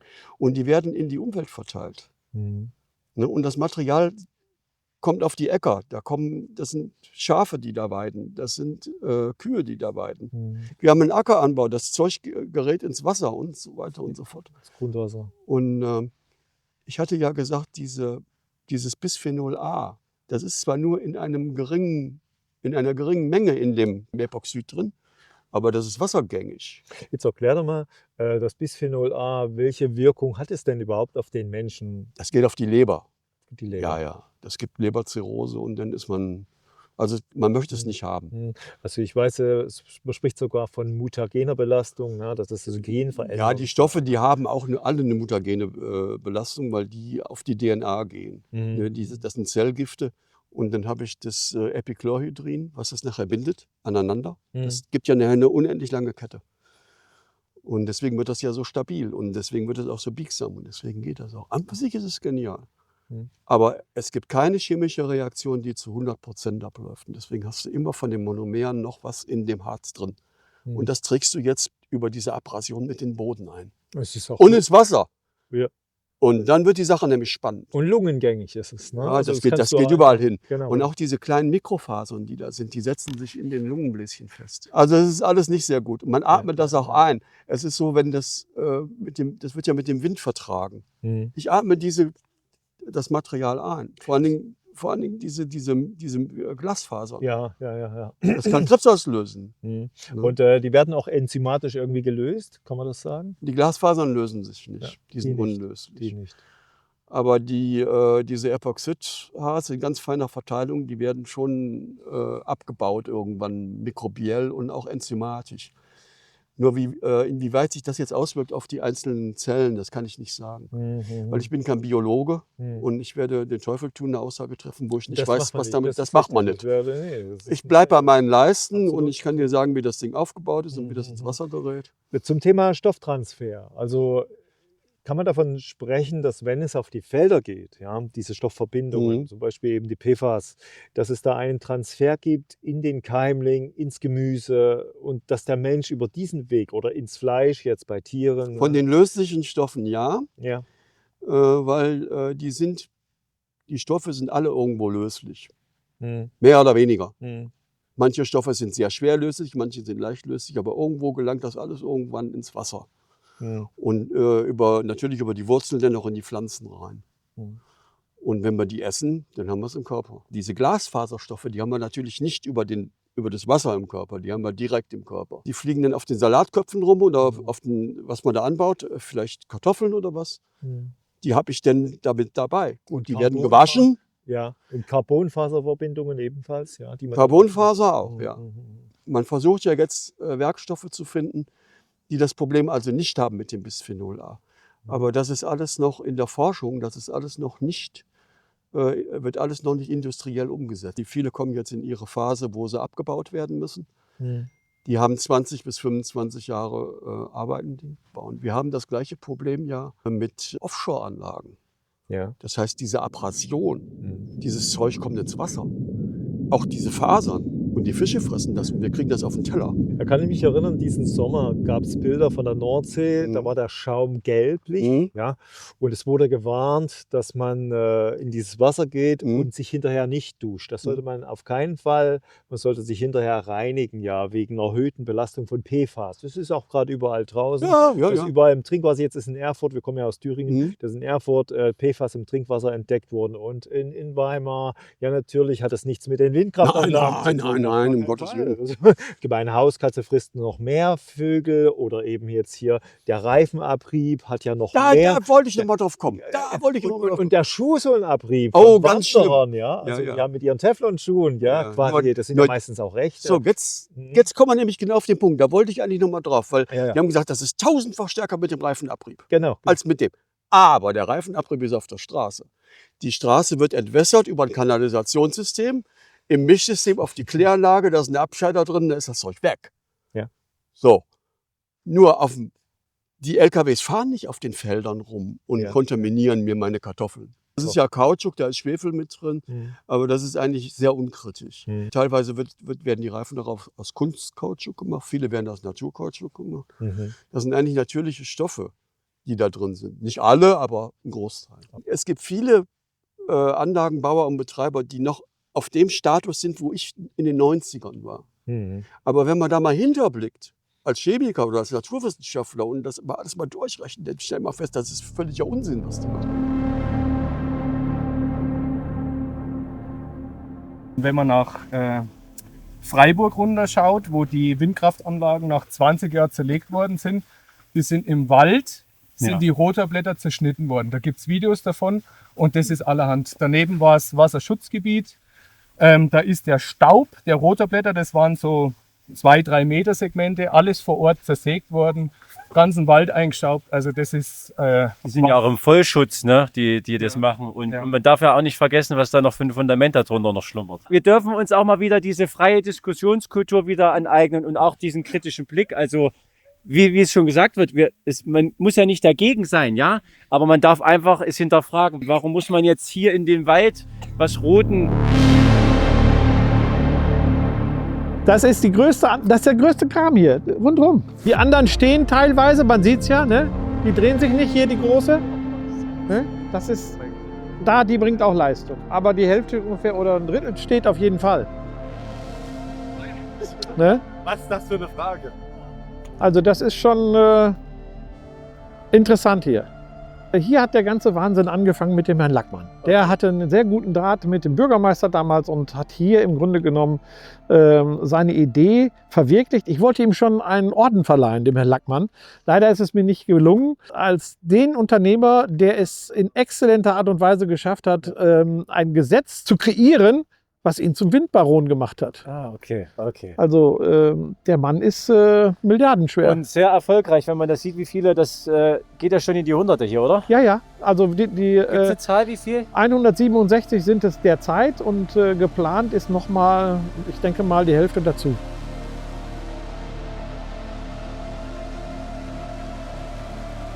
Der Schwarzwald. Für die einen Postkartenmotiv, für die Menschen hier ihr Zuhause.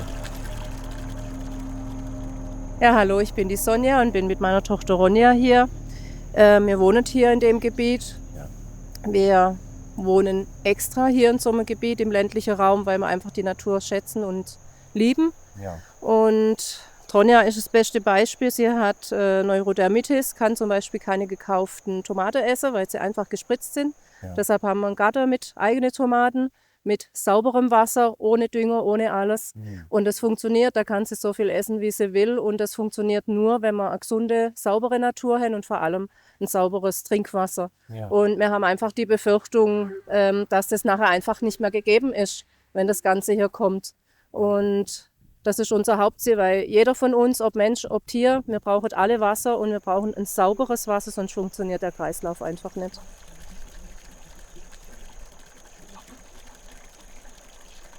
Ja, mein Name ist Wendelin Knapp, ich bin aus Ottenhöfen, ich bin gelernter Landwirt und Maschinenbauer und ich war schon immer ein Fan von Windkraft. Als Kind schon habe ich Windräder gebaut, kleine, und ich fand das faszinierend. Ne? Und dann kam plötzlich eines Tages eine Firma aus Osnabrück bei mir auf den Hof, ein Projektierer, und er wollte bei mir Windräder projektieren. Und da habe ich gedacht, oh toll. Ne? Ich hatte aber von Tutenblasen keine Ahnung, deswegen habe ich mich schlau gemacht und habe dann damals noch mit dem Fax, Internet hatte ich damals noch nicht, Firmen konsultiert, die Windräder projektieren und auch bauen, und wollte mich einfach, dass ich mehr Hintergrundwissen habe, wollte mich einfach informieren darüber. Und es ist mir auch gelungen. Ich bin dann in den Windkraftverband eingetreten, habe dann jeden Monat die Zeitschriften gefressen. So bin ich dann zu meinem Hintergrundwissen gekommen, das mir heute hilft, gegen Windkraft zu argumentieren. Das Trinkwasser, denke ich, ist die Besonderheit hier, weil das Wasser läuft ja bekanntlich von oben nach unten. Und oben auf die Zinnen sollen die Windräder gestellt werden. Und hier haben wir auf der Hornesgrinde eben ein Tafelberg-Phänomen. Eine 250 Meter starke Sandsteinplatte mit einem Hochmoorbelag, der ca. 1,60 Meter stark ist, ne? Und etwa 6000 Jahre alt sein soll, wird gesagt. Ne? Kann ich nicht prüfen. Da ist man jetzt bereit, diesen Hochmoor abzutragen, Fundamente zu bauen und den Hochmoor wieder aufzusetzen. Ne? Also mit dem Bagger kann man ja alles machen. Ne? Das ist ein Affront gegen die Natur, meiner Meinung nach. Und gegen die Sauberkeit und Reinheit des Trinkwassers, von dem wir alle hier abhängen. Ne? Dieses tellerförmige, ich habe hier extra einen Teller mitgenommen, dieses tellerförmige Tafelberg sättigt sich mit Wasser und irgendwann ist der voll und dann überläuft es. Ne? Und speist die darunter liegenden Quellfassungen. Wenn da oben irgendwelche Kontaminationen irgendwelcher Art, PFAS oder Öle reinkommen und ich habe überall dann diese Schadstoffeinträge. Ne? Und dann sind wir sanierungspflichtig im Trinkwasserbereich und das wird sehr schnell sehr teuer und sehr viele Menschen hängen da dran. Ne? Tausende Menschen hängen da dran. Das Besondere vom Hochmoor ist eben der Werdegang des Hochmoors. Es dauert 1,60 Meter Hochmoorbelag haben wir hier auf der Hornesgrinde. Das heißt, laut Wikipedia 6000 Jahre Wachstumszeit stecken da drin. Und der Hochmoor ist der beste CO2-Speicher, den es gibt auf der Welt. Ne? So gut, dass die Landwirte in Norddeutschland, in der norddeutschen Tiefebene von der EU dazu gezwungen werden sollen und teilweise auch schon werden, ihre ehemalige Moorböden wieder zu vernässen. Das bringt die auf die Palme. Torf ist ein sehr guter Nährstoffboden. Jeder Gärtner freut sich, wenn er Torf hat. Ne? Jeder Pflanzenanbauer mag Torferde, weil da eben so viel Humus drin ist. Und die Speicherfähigkeit vom Torf und vom Hochmoor ist identisch, ist dasselbe. Wir haben hier eine Kulturlandschaft. Dieser Wald ist unser Sauerstoffproduzent. Sehr hohe Erholungswerte. Wir sind ein Wanderparadies. Ne? Wir müssen schauen, dass wir das erhalten, auch für die nächsten Generationen. Das Krasse ist, ich habe mit 14 Jahren Landwirt angefangen zu lernen und da haben wir mit 14, haben die uns beigebracht, CO2 ist das Wichtigste fürs Pflanzenwachstum. Und wenn ich jetzt die Nachrichten höre und CO2 müssen wir minimieren, wir müssen es in den Boden pressen und solche Dinge, aus meiner Sicht total falsch. Das geht von der Physik schon gar nicht. Ne? Das ist das schwerste Gas in der Atmosphäre. Es fällt nach unten in den pflanzenverfügbaren Bereich, wird dort verstoffwechselt mit Hilfe der Photosynthese und bildet Lebensmittel, Nahrungsmittel, Holz, Gras, alles was wächst, braucht CO2.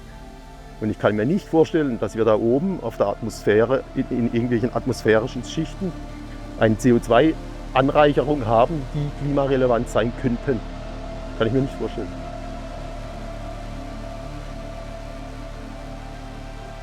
Ich habe mich vor 10 Jahren schon mit der Windgeschichte auseinandergesetzt, intensiv, und für mich ist das inzwischen ein 365-Tage-Job geworden, weil viele Leute aus der Umgebung, wo inzwischen Windräder zugebaut werden sollen, mehr oder weniger Hilfe suchen und ich mit meinem Wissen eben weiterhelfen möchte. Und was ich ganz fatal finde, wenn ich sehe, was im Moment im Schwarzwald vor sich geht, durch die ganze Regionalplanung, dann muss man sagen und muss sich die Frage stellen, sind wir durch diesen Winddrahtzubau, der hier vorgesehen ist, auf dem Weg der Selbstzerstörung? Machen wir unsere Lebensgrundlage selbst kaputt, nur weil wir die Illusion haben, wir möchten erneuerbare Energie erzeugen? Und was ich ganz schlimm finde an der ganzen Geschichte, es wird immer nur die Energieerzeugung in den Vordergrund gestellt und die ganzen Nebenwirkungen, womit einhergehen, die wären ausgeblendet.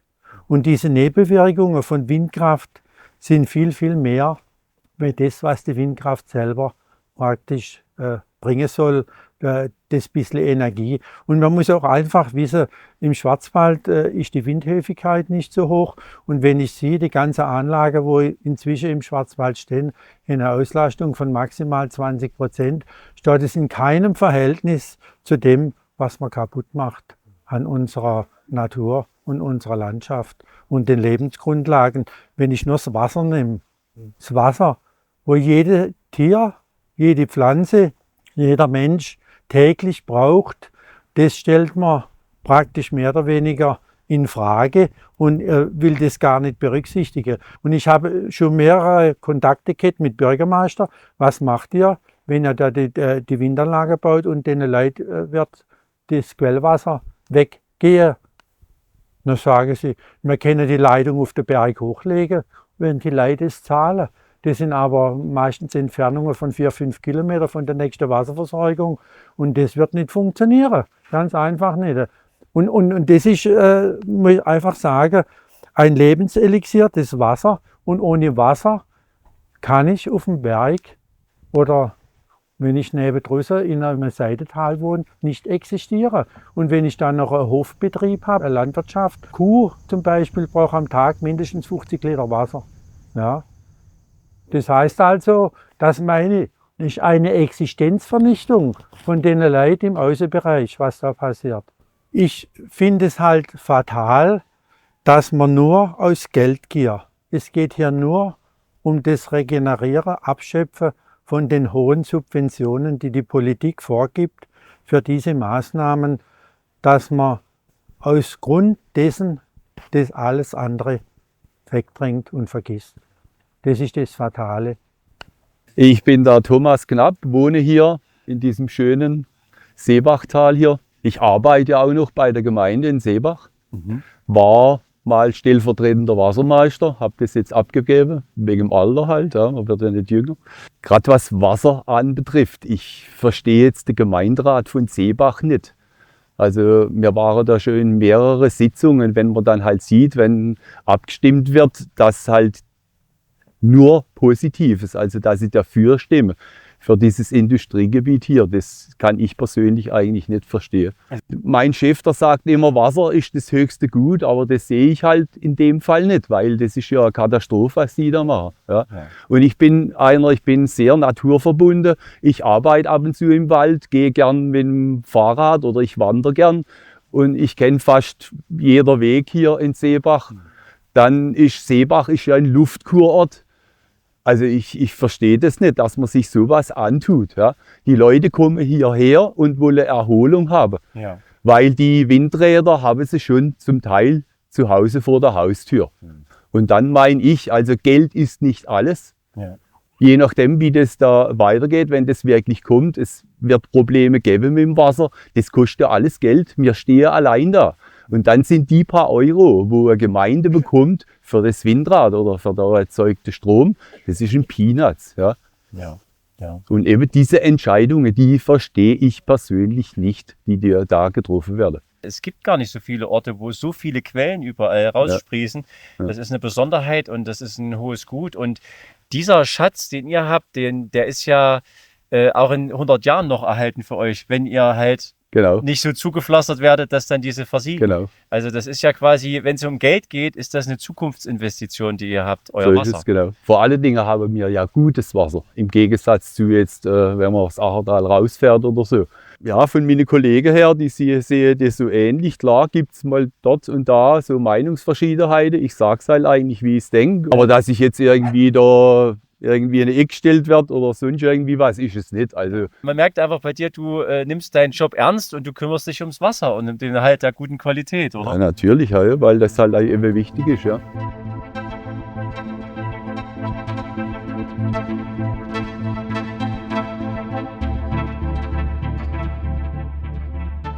Ein wunderschön und heute wirklich wahrlich krafterfüllten guten Morgen. Magst du mal kurz vorstellen, wo wir hier sind, wer hier alles vertreten ist? Wir sind hier mitten auf der Schwäbischen Alb, Ja. im Ort Kettenacker. Das ist ein Ortsteil von Gammertingen. Und die Schwäbische Alb ist ja sehr weitläufig mit Tälern, mit Dolinen, mit unterschiedlichen Karst. Also wir sind im Karst. Und wer hinter mir steht, das sind nicht nur wir aus Kettenacker. Unsere Bürgerinitiative hat ca. 70 Mitglieder. Wir kämpfen schon seit 2011 gegen Windkraft. Wir haben uns angeschlossen oder zusammengeschlossen zum Bündnis Rettet die Alb. Das Bündnis Rettet die Alb hat ca. 30 Bürgerinitiativen als Mitglied mit unterschiedlich vielen Mitgliedern, also sehr breite Masse, wo die Schwäbische Alb abgebildet ist. Und da freue ich mich ganz besonders, dass heute Abordnungen da sind von fast allen dieser 30 Bürgerinitiativen. Ihr habt ja auch schon etwas geschafft, ne, für Ja. diese Region. Ja? Ja. Ihr hattet schon Gutachten eingefordert, hydrogeologische Gutachten Genau. und damit eben auch Ansinnen von Windparks beiseite gedrückt. Genau, also wir haben schon zweimal, das erste Mal 2011 und das zweite Mal 2015 das abgewendet. Und jetzt sind wir im dritten Mal und jetzt ist es halt massiv, weil die Regierung halt einfach verschiedene Gesetze, EU-Notfallverordnung und so weiter, alles vereinfacht hat. Artenschutz gilt nichts mehr. Wir haben Gutachten für Fledermäuse, wir haben Gutachten für den Rotmilan. Die ganze Schwäbische Alb ist Weltdichtezentrum des Rotmilans und trotzdem, da gibt es Gutachten, wird scheinbar alles ignoriert. Ja. Was aber bei uns die Besonderheit ist, dass wir bereits 2015 ein hydrogeologisches Gutachten gemacht haben mit dem Professor Dr. Hötzl. Das ist der Karsthydrologe überhaupt, der sich mit der Schwäbischen Alb auskennt. Der ist in allen europäischen Kommissionen und eigentlich der Fachmann für alles. Und damals hatten wir das Glück, wo wir den angefragt haben, dass der Kettenacker bereits gekannt hat. Und zwar aus dem Grund, weil in den 60er Jahren Markierungsversuche gemacht wurden auf der Schwäbischen Alb. Karstgebiet ist ja löchrig wie ein Schweizer Käse. Ja, ja. Gell? Karstgebiet sind Dolinen mit Wasser oder ohne Wasser, aber auch Trockentäler. Das ist zum Beispiel im Hintergrund ein Trockental. Das muss man sich so vorstellen. Früher war die ganze Schwäbische Alb bedeckt von einem flachen Meer. Dadurch, dass der Untergrund aber so löchrig ist das Wasser immer mehr abgesunken im Untergrund. Im Untergrund ist es natürlich noch da. Und das Niederschlagswasser, das sickert sehr schnell in den Untergrund und bildet Grundwasser. Ja. Grundwasserneubildung. Also im Karst wird 25% des Grundwassers neu gebildet. Also da weiß man mal, wie wertvoll das Ganze ist und dass man so ein Ökosystem einfach erhalten muss. Also das müsste man eigentlich absolut die ganze Alb als Wasserschutzzone 2 einstufen. Ja. Hat man aber damals nicht gemacht, wo das eingestuft war, ist auf Rücksicht auf die Landwirtschaft und vor allen Dingen, weil die meisten Dolinen, was ganz wichtig ist, im Wald sind und man hat sich nie vorstellen können, dass im Wald irgendein Gebilde mal gebaut wird, weil bis dato durften wir ja nicht mal eine Waldhütte bauen. Und jetzt wird da alles großräumig, soll zerstört, verdichtet werden.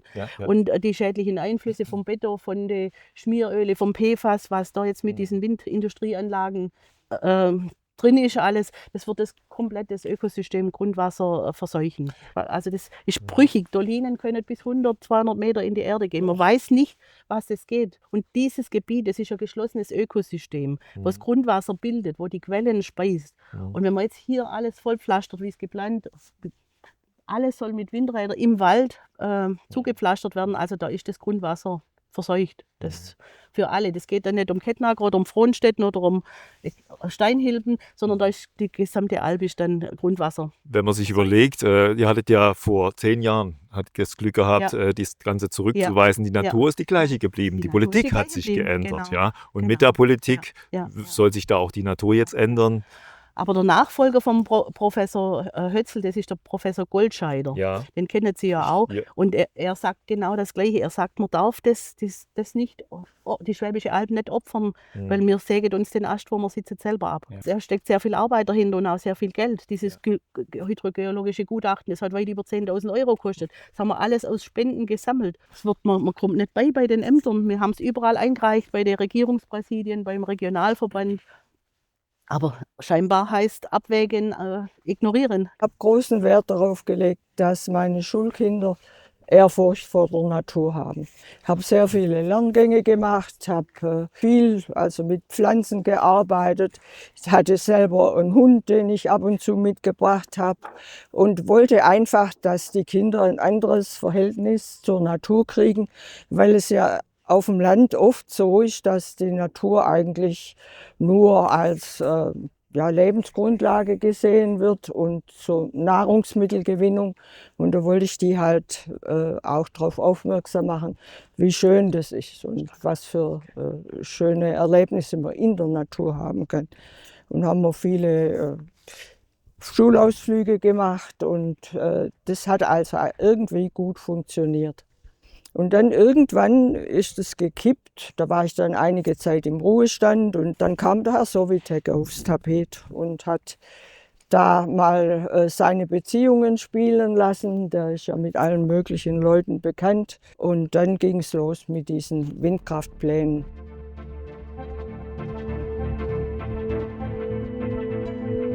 Wir sind jetzt auf dem Weg zu der sogenannten Wasserdolline.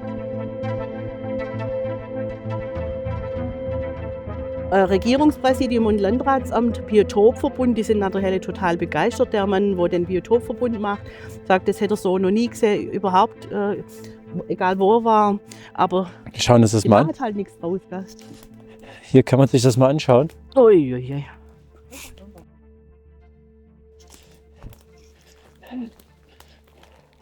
Und das sieht man jetzt, wie zerklüftet der Untergrund ist. Ja. Das ist ein Eldorado für Fledermäuse oder für Amphibien, für alles mögliche Getier.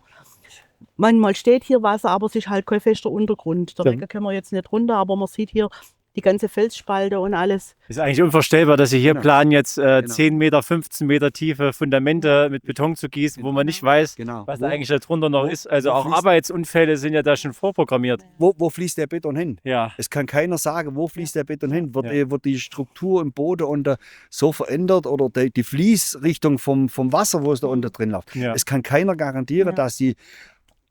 Wer hebt den Kopf hin, wenn jetzt in Zwiefalt da unter zum Beispiel die Quelle versiegt? Ja. Das haben wir ja oft auch schon berichtet bekommen, was da für Wasserquellen auf einmal versiegt sind. Wir waren auf Biohöfen, wo dann auf einmal 3 Quellen versiegt sind. Ne? Und wer hebt da den Kopf hin? Ja. Wer sagt da, jawohl, ich stehe dafür hin? Ja. Macht das der Projektierer? Nee, glaube ich nicht. Ja. Er will nur sein Geld kassieren. Ja. Und das ist das, warum wir sagen und schon seit Jahrzehnten oder seit 1,5 Jahrzehnten kämpfen und sagen, es kann nicht sein, es ist unsere Heimat, es ist unser Trinkwasser. Und wenn wir schon Schwierigkeiten haben, sauberes Trinkwasser zu kriegen und zu haben, und da dürfen wir uns noch glücklich schätzen hier in Deutschland, da haben wir sauberes Trinkwasser hin. Sowas aufs Spiel zu setzen, boah. Ja. Und das zeigt eigentlich immer wieder, dass Klimaschutz kein Umweltschutz ist. Ne? Richtig. Ich habe es Ihnen ja vorher schon gesagt, wie kann es sein, dass eine grüne Regierung über Nacht mit dem Fingerschnips sagt, so, jetzt zählen alle Umweltgesetze nicht mehr. Mit dem Fingerschnips. Wo eigentlich da sein sollen, um unsere Natur zu schützen. Gerade die zerstören unsere Natur. Es zählt nichts mehr.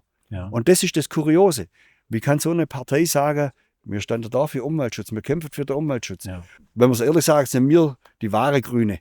Ja. Weil wir bewahren unsere Natur, wir wollen unsere Natur bewahren, wir wollen unseren Kindern noch was übergeben, wir wollen unsere Kinder eine gesunde Natur übergeben. Sie nennen es grüne Zukunft, doch alles wird braun. Wir fühlen die Erde und spüren genau. Hier stand mal ein Rotkehlchenbaum. Jetzt steckt ein Betonfall im Raum, Kabel durch Kornfelder gezogen, Schlagschatten drehen überm Hof wie Wogen. Sie reden von Zielen im Jahr 2000 irgendwann und vergiften im Jetzt unser Essen im Ackerland.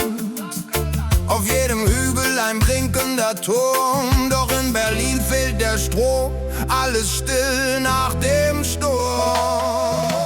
Klimaschutz ist nicht Umweltschutz, wenn ihr Heimat opfert für ein ferngesteuertes Spiel. Wir stehen hier, wir sind kein Exilziel, wir sind der Acker, sind der Wald, sind das Indiener-Profil. Oh, wir wollen echte Erde unter nacktem Fuß, keine kalten Flügel über jedem Fluss. Oh, wir schützen, was uns ablässt, unsere lebende Heimat, die ihr grad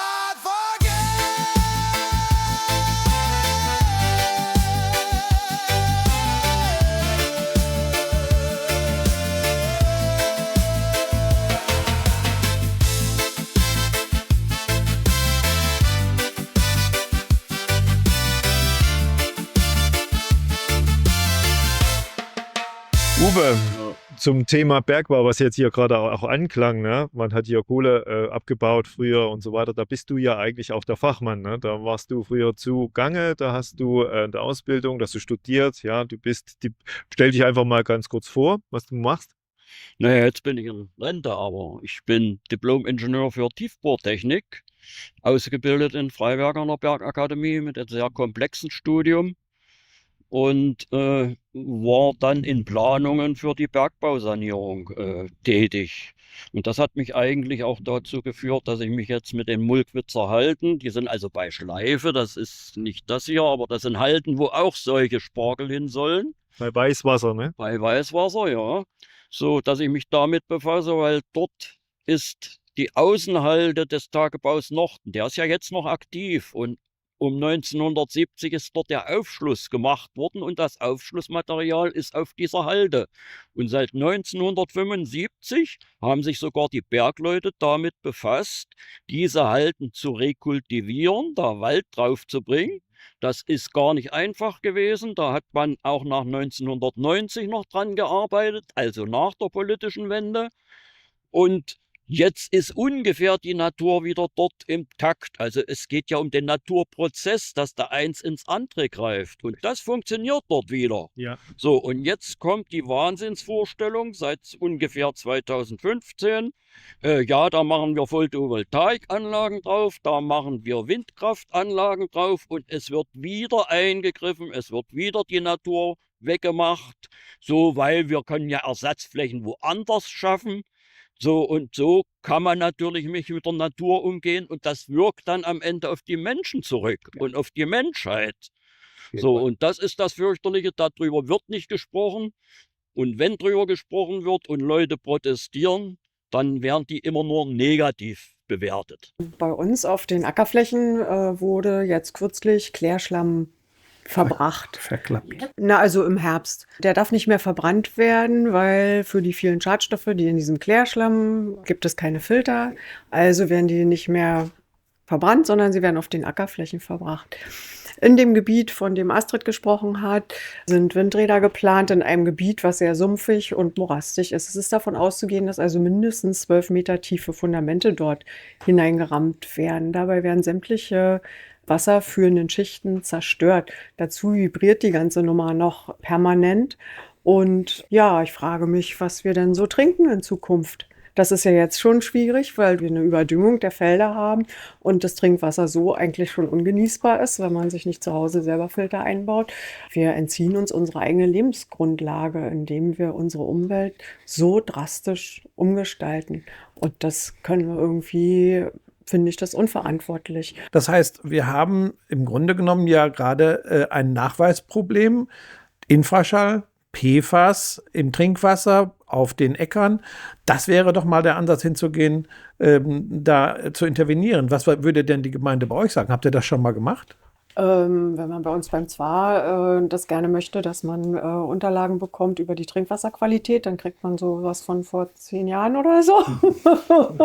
Und da sind auch also halt auch nur so bestimmte Dinge aufgeführt und die sind immer alle in Ordnung. Ich habe das mal gemacht, weil ich die Fluoridkonzentration in unserem Trinkwasser haben wollte, weil ich Zahnärztin bin und mich anpassen muss mit meiner Fluoridempfehlung, womöglich für Kinder oder andere Patienten am Trinkwasser zu orientieren. Aber die Auskünfte, die man da bekommt, sind sehr witzig. Thomas Mock ist seit 35 Jahren Rechtsanwalt. Aufgewachsen auf einem Bauernhof in der Eifel. 400 Jahre Familiengeschichte. 600 Bäume hat er dort selbst gepflanzt. Dann wurde ein Windpark geplant. 18 Anlagen. Die Familie klagte. Es wurden 9. Am Ende hat er den Hof trotzdem verkauft. Seit 5 Jahren bin ich halt nicht mehr beruflich tätig, sondern aufgrund meines Alters nur noch als Anwalt tätig und kann mich etwas stärker um dieses Thema kümmern. Und aufgrund meiner Vergangenheit habe ich relativ tiefen Einblick in verschiedene Geschichten rund um die Energiewende. Ich war 20 Jahre lang Mitglied des Arbeitsgemeinschaft Emissionshandel im Bundesministerium für Umwelt, habe dort die ganze Emissionshandelsgeschichte mit begleitet. Ich war auch 2003 bis 2005 sogenannter Sherpa bei Einführung des CO2-Emissionshandels in Deutschland. Bin aber, glaube ich, diesbezüglich auch Experte durch die jahrelange Arbeit mit dem Thema in verschiedensten Gremien. Und dadurch wird man natürlich skeptisch, wenn plötzlich die Windkraft einen solchen enormen Einfluss gewinnt wie in Deutschland, insbesondere wenn es mit dem Thema CO2 in Verbindung gebracht wird. Das sehe ich sehr kritisch, habe dazu Verschiedenes veranlasst, auch Verschiedenes veröffentlicht, bin aber auch bereit, viel in den Bürgerinitiativen mein Wissen weiterzugeben, auch Wissen zur Grundlage von Entscheidungen vor Ort zu machen, weil häufig ist das Wissen durch die Windindustrie sehr einseitig verbreitet worden. Es ist dort immer wieder notwendig, um die Fakten mal in den Vordergrund zu rücken, wo ich gerne helfe, um da keine falschen Entscheidungsgrundlagen zuzulassen. Und das ist meine Erfahrung, dass halt für viele Bürgerinitiativen diese Information brauchen, weil sie nicht allgemein zugänglich sind und die allgemeinen Medien leider wenig über diese Spezialthemen, die bei Windkraft aber sehr wichtig sind, zu berichten. Dazu zählen zum Beispiel Scope 3, also die Belastungen im Vorfeld, bevor die Windanlagen errichtet sind. Was passiert mit den Rohstoffen? Wo kommen die her? Was richten die an? Was zerstören die? Und vieles andere, was auch im späteren Umfeld mit Windanlagen zu tun hat, wo also sehr viele Verharmlosungen stattfinden, vor dem Hintergrund, dass eben die Projektierer viele Millionen mit einer Windanlage und noch mehr Millionen mit vielen Windanlagen verdienen können, aufgrund der erhöhten EEG-Subventionen. Im Übrigen bin ich der Meinung, dass die EEG-Subventionen viel zu hoch sind. Sie führen zu Übergewinnen in dieser Branche, was auch zu sehr hohen Aggressivität vor Ort zur Realisierung der Windanlagen führt, was erst recht den Spaltpilz in viele Gemeinschaften hineinträgt. Das viele Geld ist eine ganz gefährliche Waffe der Windindustrie, auch zum Nachteil der Landschaften, der Landwirte, die massiv darunter leiden. Denn selbst die Landwirte, die nicht bereit sind, an Windanlagen oder Solaranlagen Flächen zu geben, werden unter Druck gesetzt durch die Nachbarn, die das tun und die dann mit den Einnahmen, Pachteinnahmen von Wind und Solar so viel Geld haben, dass sie den Landwirten, die nebenan Flächen gepachtet haben, am Tage X durch erhöhte Angebote diese Pachtflächen wegnehmen, sodass auch diese gezwungen sind, an Windanlagenprojektierer oder PV-Projektierer zu verpachten, um auf Augenhöhe ähnliche Einnahmen zu haben, um ihre notwendigerweise für den Betrieb angepachteten Flächen auch für die Zukunft zu sichern und damit den wirtschaftlichen Betrieb der landwirtschaftlichen Flächen. Es zeigt aber auch, dass dieser Druck im landwirtschaftlichen Bereich ein Teil der Kosten sind, die die Bevölkerung zahlt, weil wir zahlen EEG nicht nur über den Strompreis, nicht nur über die CO2-Steuern, die wir alle zahlen müssen, mit denen das EEG finanziert wird, sondern wir zahlen das EEG auch über die teuren Lebensmittel. Ein Großteil der in den letzten Jahren teuer gewordenen Lebensmittel ist unmittelbar zurückzuführen auf die EEG-Kosten, die in der Landwirtschaft die Pacht- und Grundstückspreise so explodieren lassen, dass natürlich die Landwirte diese Kosten umlegen müssen auf die Lebensmittel, die wir dann in den Geschäften bezahlen müssen, zu sehr viel höheren Kosten als noch vor wenigen Jahren. Wir sehen also das EEG als reales Übel, kostentreibender Art auf vielen Ebenen, nicht nur im Strompreis, sondern in vielen anderen Bereichen auch.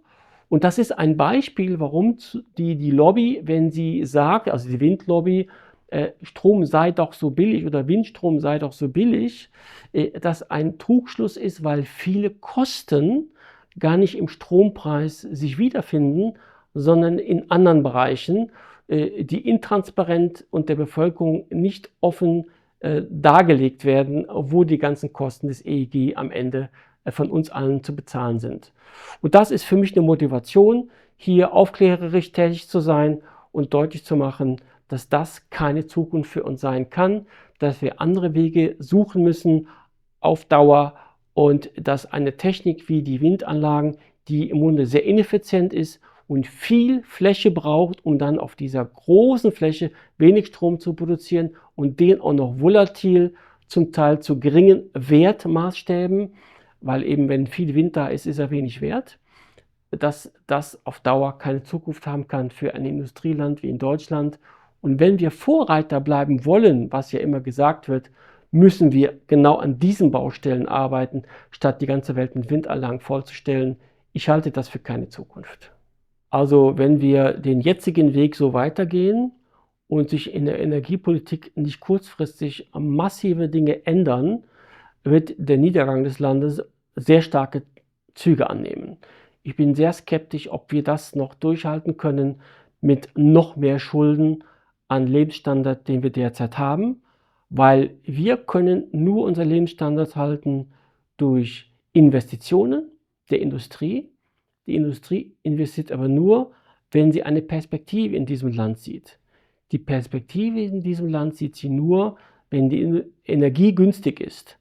Und wenn die Energie so teuer bleibt wie jetzt, gibt es diese Perspektive nicht für Investitionen und ohne die Investitionen kein Wachstum und ohne Wachstum keine Wertschöpfung und ist der Niedergang dieses Landes quasi unweigerlich vorausgeschrieben und das ist beunruhigend und dem sehe ich auch mit großer Unruhe entgegen.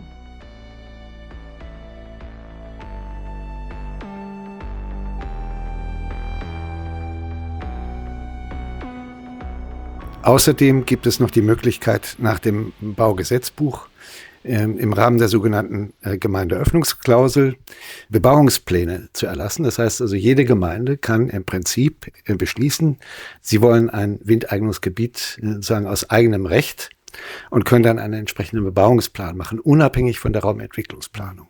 Und das ist nicht nur in Rügen so, das haben wir auf unserer Reise durch Deutschland sowohl im Schwarzwald als eben auch in Dithmarschen oder im Hochsauerland erlebt, ja, dass das alles im Hinterzimmer beschlossen wird. Ja. Ich hätte noch mal gerne drüber reflektiert, was denn die Gemeindeöffnungsklausel denn überhaupt besagt. Viele wissen das ja gar nicht, was die eigentlich, ist etwas Neues, ein Novum, im Osterpaket ist es gekommen, was denn die Gemeindeöffnungsklausel eigentlich will. Der Gedanke ist, sagen, die Gemeinden noch als zusätzlichen Faktor ins Spiel zu bringen, neben den Planungsverbänden, die es in allen Bundesländern gibt, um möglichst viel Windeignungsgebiete zu bekommen. Nicht? Das ist, wenn man so will, ein Konkurrenzunternehmen zu der Raumplanung. Die Raumplanung soll ja an sich gewährleisten, dass eine Planung planvoll geschieht, ja, und unter Berücksichtigung auch aller möglichen, zum Teil widerstreitenden Interessen. Wenn eine Gemeinde beschließt, dass sie einen Bebauungsplan für ein Windeignungsgebiet haben will, dann muss sie sich nicht danach richten, ob die Nachbargemeinden das auch gut finden, ob das überhaupt ins Bild passt. Da werden natürlich auch nochmal Beteiligungsverfahren durchlaufen, wo der Naturschutz zu Wort kommt und einige andere Interessen dann auch noch in die Waagschale gelegt werden. Aber im Prinzip kann jede Gemeinde, unabhängig davon, was man im Umfeld vorhat und denkt, kann da ihr eigenes Süppchen kochen. Nicht? Das ist also die Idee, die auch so gewollt ist, ganz offenbar. Ja. Weil man einfach die Windkraft jetzt unter Hintanstellung von Bedenken und anderen Interessen ihr zum Vorrang verhelfen möchtet. Genau. Nicht? Das ist die Idee, die politische Idee, die dahinter steht. Ganz aktuell muss man sagen, hinter uns oder in die Richtung, in die ich gerade gucke, 20 Kilometer entfernt, grenzen zwei sachliche Teilregionalpläne Windenergienutzung aneinander. Das ist einmal Havelland-Fläming und einmal Lausitz-Spreewald. Und im Moment laufen Stellungnahmeverfahren für die Öffentlichkeit zu diesem Teilregionalplan. Das kann man bis zum 20. oder 27., also 20. und 27. Februar seine Stellungnahme abgeben. Und damit genau in unserem Regionalplan das so bleibt, wie es ist, denn unser Regionalplan sieht die vollständige Freihaltung des vor uns liegenden Gebietes vor.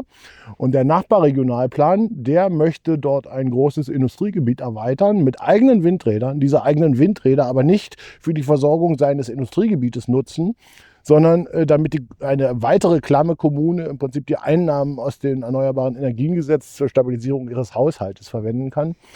Und wir, und das ist die Perversion in dieser Idee, wir sollen ihnen aus unserem Naturpark möglicherweise den Strom dafür liefern.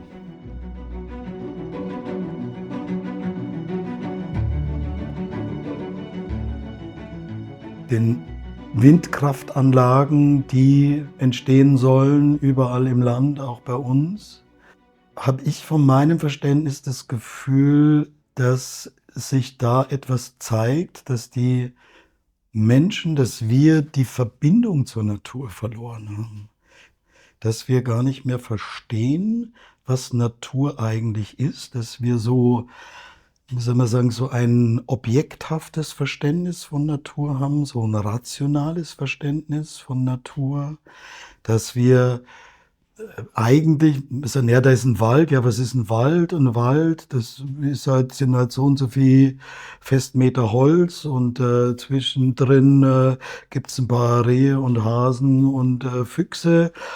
Und wenn wir da Rodungen machen, dann pflanzen wir halt woanders wieder an. Also wenn ich an meine Eltern denke, die jetzt keine hochgebildeten Leute waren, die auch jetzt nicht hochtrabend naturverbunden waren, die leben nicht mehr. Wenn ich denen sagen würde heute, du schau mal da bei euch im Bayerischen Wald, da sollen jetzt da und da Windräder gebaut werden, die sind 300 Meter hoch.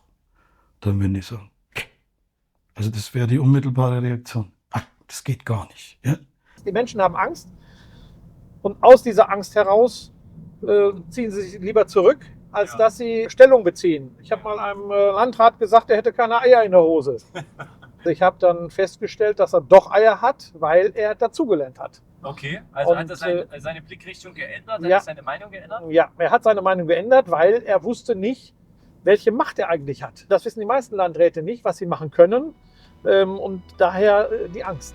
Die Angst ist die treibende Kraft in allen Bereichen. Die Frau, die gleich spricht, ist Historikerin und Kulturwissenschaftlerin. Sie ist bei den Grünen und sie forscht zu etwas, das ihrer eigenen Partei widerspricht. Und was ihr dann passiert ist, das muss man gehört haben. Da wurde ich zuerst gebeten, ruhig zu sein, das nicht weiter zu verbreiten, meine Forschungsergebnisse. Und ansonsten wurde mir auch nahegelegt, auszutreten. Aber die haben das schon lange aufgegeben. Und ich denke mal, inzwischen haben die meisten von denen auch selbst mitbekommen, was gespielt wird. Aber sie sind so verstrickt in das Ganze und sind ja auch auf gehobenen politischen Posten, dass sie da gar nicht mehr raus können. Aber ich denke, es wissen immer mehr Menschen eigentlich auch, nicht nur bei den Grünen, an jeder verantwortlichen Ebene, im Staat, bei den Medien, die wissen Bescheid, was gespielt wird. Ein falsches Spiel, das ins Verderben führt. Ich bin ganz, ganz sicher. Und deswegen kann man da eigentlich immer weiter forschen. Und das ist das Thema, was uns am meisten bewegen wird, weil die Wirtschaftskraft Deutschland lässt ja nach. Ne? Das ist ein Niedergang und deswegen wird dieses Thema, ich glaube, mal aufgedröselt werden, endlich auch. James Lovelock, ja, der so verbittert war, dass die Grünen also alles ins Gegenteil verkehrt haben. Umweltschutz wird gar nicht mehr genannt, weil sie wissen ja eigentlich selber, dass Klimaschutz, wie er betrieben wird, mit Umweltschutz gar nicht einhergehen kann. Denn die Umwelt wird ja zerstört durch die gewaltigen Industrieanlagen, sowohl in der Fläche als auch in der Höhe. Jetzt die Windräder bis über 300 Meter hoch. 328 Meter ist der Eiffelturm. Und wenn man sich vorstellt, dass davon 55 allein in Brandenburg aufgestellt werden sollen, die Windbranche ist sozusagen die eigentliche Regierung hier im Lande, weil die Bürger haben in der Richtung überhaupt keine Stimme und werden eben nicht herangezogen natürlich bei diesen Entscheidungen, sonst käme es nicht dazu. Ne? Ja, also letztendlich würde ich sagen, es ist auch die Sinnhaftigkeit des Ganzen, was mich da so ein bisschen zweifeln lässt. Was machen wir hier eigentlich? Wenn es den CO2-Handel gibt mit CO2-Papieren, der eine ist sauber und kann seine sauren Papieren einem Dreckigen geben, damit der noch weiterhin Dreck machen kann, dann frage ich mich, was ist das hier? Das kann doch nicht richtig sein und es geht eigentlich immer nur ums Geld verdienen. Weil ich aus Schleswig-Holstein komme und 2013 vor Habeck geflüchtet bin, weil er dort anfing mit den Windkraftanlagen.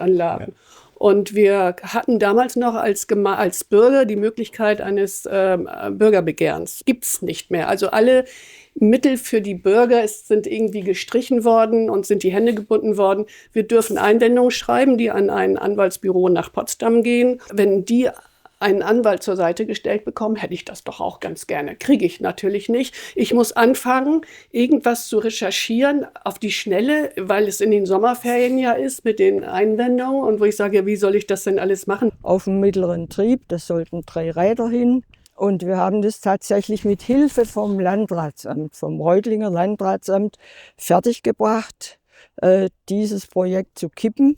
Herr Reumann, der Landrat damals, dann ging der Herr Reumann in Pension und daraufhin wurde der Herr Dr. Müller so unter Druck gesetzt, dass er dann vorzeitig in Ruhestand gegangen ist, weil er gesagt hat, das kann ich nicht mehr mitmachen. Ja.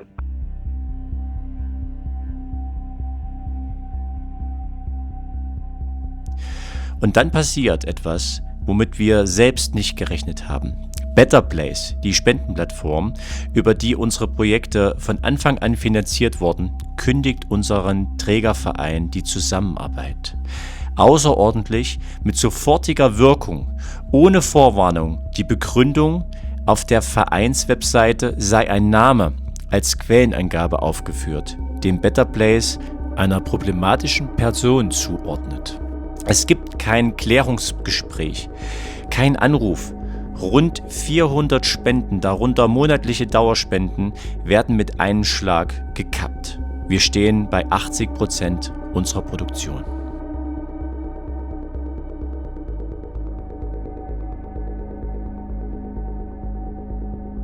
Außerdem sei unser Team bei einem Medium-Kanal zu Gast gewesen, den Better Place in Verbindung bringt mit Verschwörungstheoretikern und Klimaleugnern.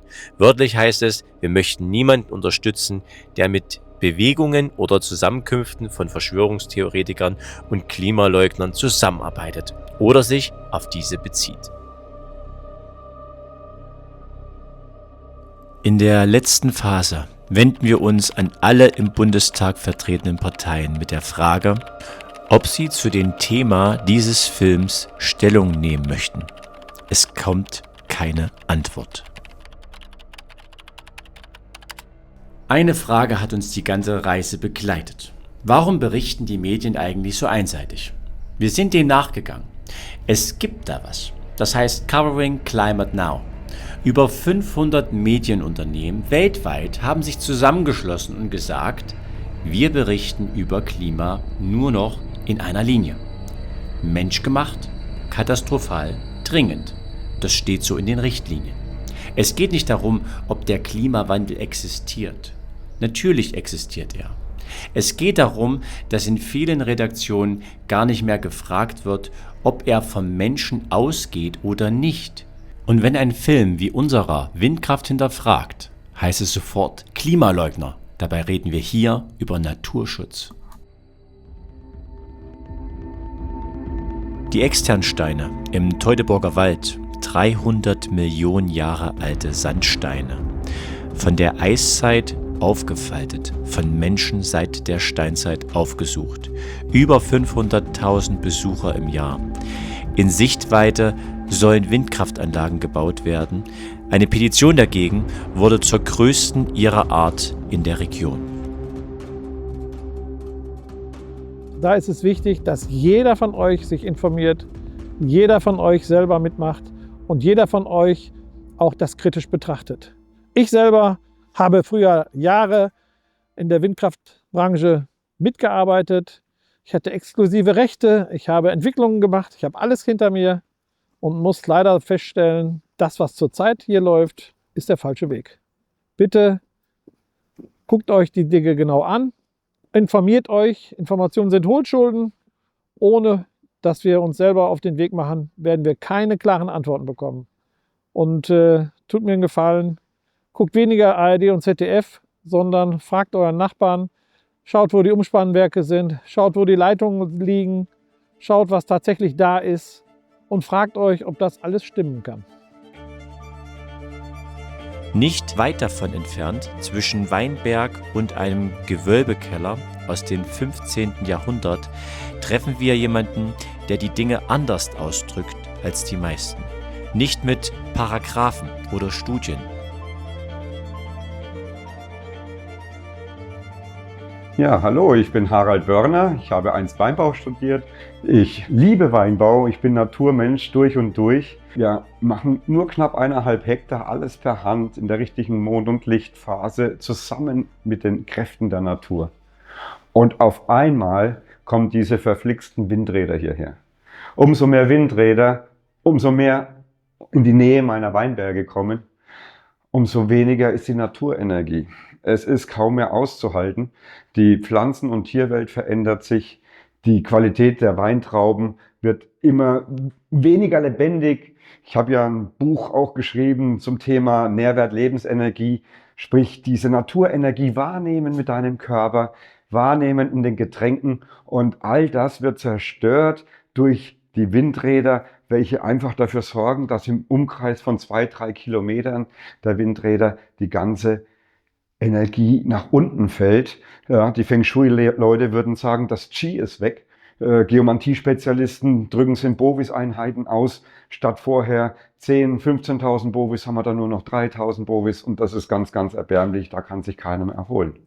Drum freue ich mich jetzt hier im Keller, euch mal energetisches Bewusstsein kurz zeigen zu können. Ich habe hier meinen Lieblings-Roséwein Rosa Sehnsucht im Glas und lasse den einfach auf mich wirken, auf alle Sinne. Ich höre mir auch mal an, wie das rauscht, woher der Wind weht in meinem Weinglas, ja, welche Information da drin steckt. Und wenn wir dann die Farbe ändern hier in diesem Keller, dann wird aus dem wunderbaren Roséwein auf einmal Agara Kadabra ein Weißwein. Wer hätte das gedacht? Und der riecht nicht mehr wie vorher, der hört sich anders an, der fühlt sich anders an. Es ist nichts mehr, wie es war. Und stellt euch vor, wir hätten jetzt einfach ein Windrad hier reingestellt, und genauso wie dieser Effekt, den wir übers Licht haben, ändert sich dann die Wahrnehmung für uns, für die hohe Qualität in meinem Wein. Du hast dann keine Chance mehr. Bitte, mach mal wieder zurück auf weißes Licht, damit ich ein Schlückchen genießen kann. Auf euer Wohl. Und ich hatte gerade wirklich einen verrückten Impuls. Ja, das muss ich euch jetzt mal vorstellen. Man muss sich ja manchmal gedanklich befreien, denn die Energie folgt deinen Gedanken. Und als Deutschlands bester Sekthersteller habe ich jetzt mal eine Flasche Sekt aus meinem Keller geholt. Die ist einfach gigantisch. Und ja, ich muss euch sagen, nach uralter ritterlicher Manier, ja, möchte ich den Sekt jetzt köpfen, und ich stelle mir jetzt einfach mal vor, da oben der Flaschenhals und der Korken, ja, das ist der Flügel von so einem verfickten Windrad, und ab geht's! Und noch ein paar Sektgläser, weil die Flasche muss jetzt leer getrunken werden, die geht sonst kaputt. Ich bin total dabei. Ciao. Dankeschön. Jo. Du wirst dich freuen. Also ich nehme mal an, der Grund, warum man 2010 im ersten Raumentwicklungsverfahren Rügen noch sozusagen als windkraftfreie Zone betrachtet hat, war der besondere Charakter Rügens. Ja. Rügen Sehnsuchtsort von Caspar David Friedrich.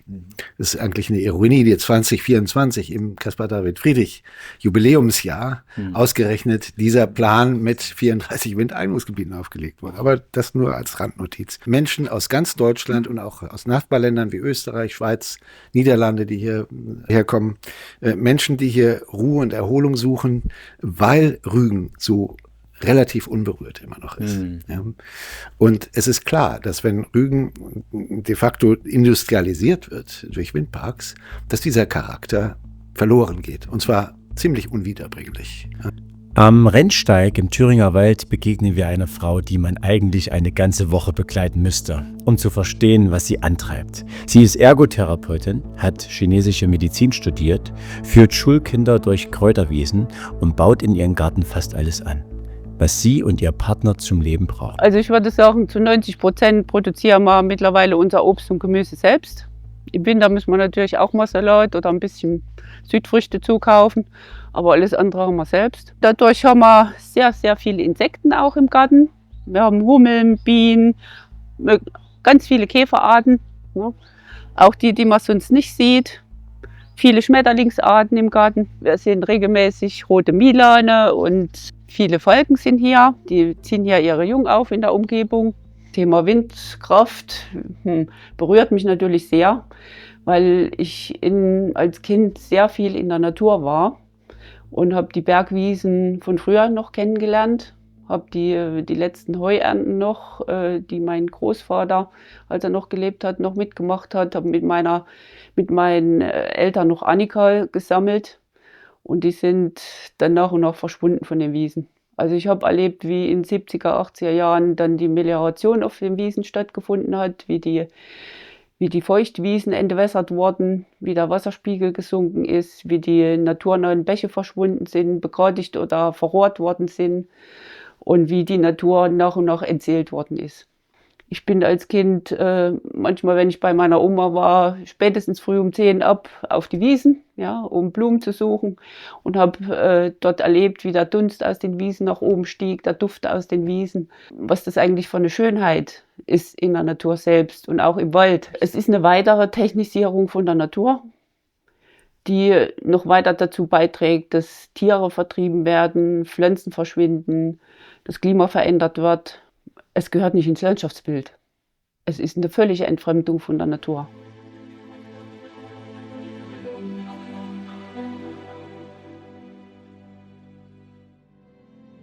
Ich unterscheide gerne zwischen Zuhause und Heimat.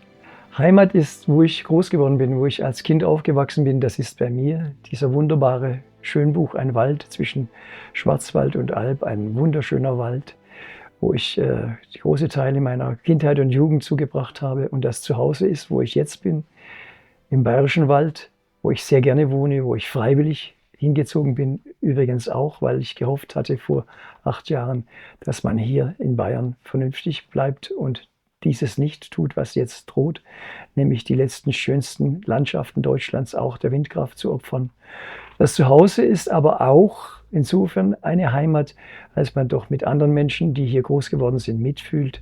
Und ich der Meinung bin, dass ich, wenn ich zu Hause richtig interpretiere, ich hier eine zweite Heimat habe. Deswegen gehen Menschen in den Wald wie in den Gottesdienst, ne, um wieder zu sich zu finden. Ne. Ist jetzt nicht mehr gegeben. Stattdessen stehen eben diese Mahnmale von menschlicher Bedürftigkeit da.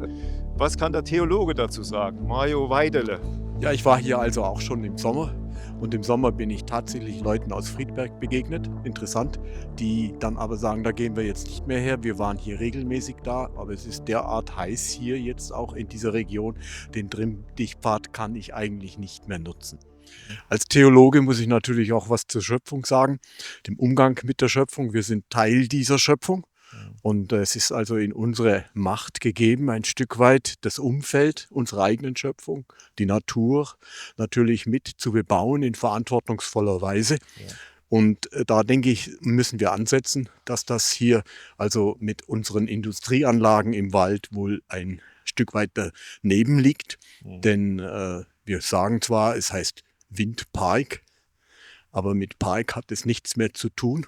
Ja. Und Es ist ja eigentlich, wenn ich mal von der Enzyklika Laudato Si sprechen kann, hier der Fall dass wir zwar in der Enzyklika die erneuerbaren Energien wohl erwarten, auch dem zustimmen, weil ja immerhin der Strombedarf da ist. Ja. Aber auf der anderen Seite sagt die Enzyklika ganz deutlich, aber solche Gebiete wie Waldgebiete sollen eigentlich geschützt bleiben. Wir haben ja auch innerhalb der theologischen Wissenschaft die Verantwortungsethik als Maßstab. Ja. Und da kommt es eben darauf an, dass wir unser Handeln sozusagen im nächsten Schritt, wenn wir heute das tun, morgen überprüfen, ob wir damit nicht uns auch selber schaden. Ja. Und das heißt, wir müssen das Ganze natürlich dynamisch offen halten für die Gestaltungsmöglichkeiten der nächsten Generationen. Ja. Und genau das fehlt uns heute. Josef Erhardt, 50 Jahre Förster, die letzten Jahre im Nationalpark Bayerischer Wald.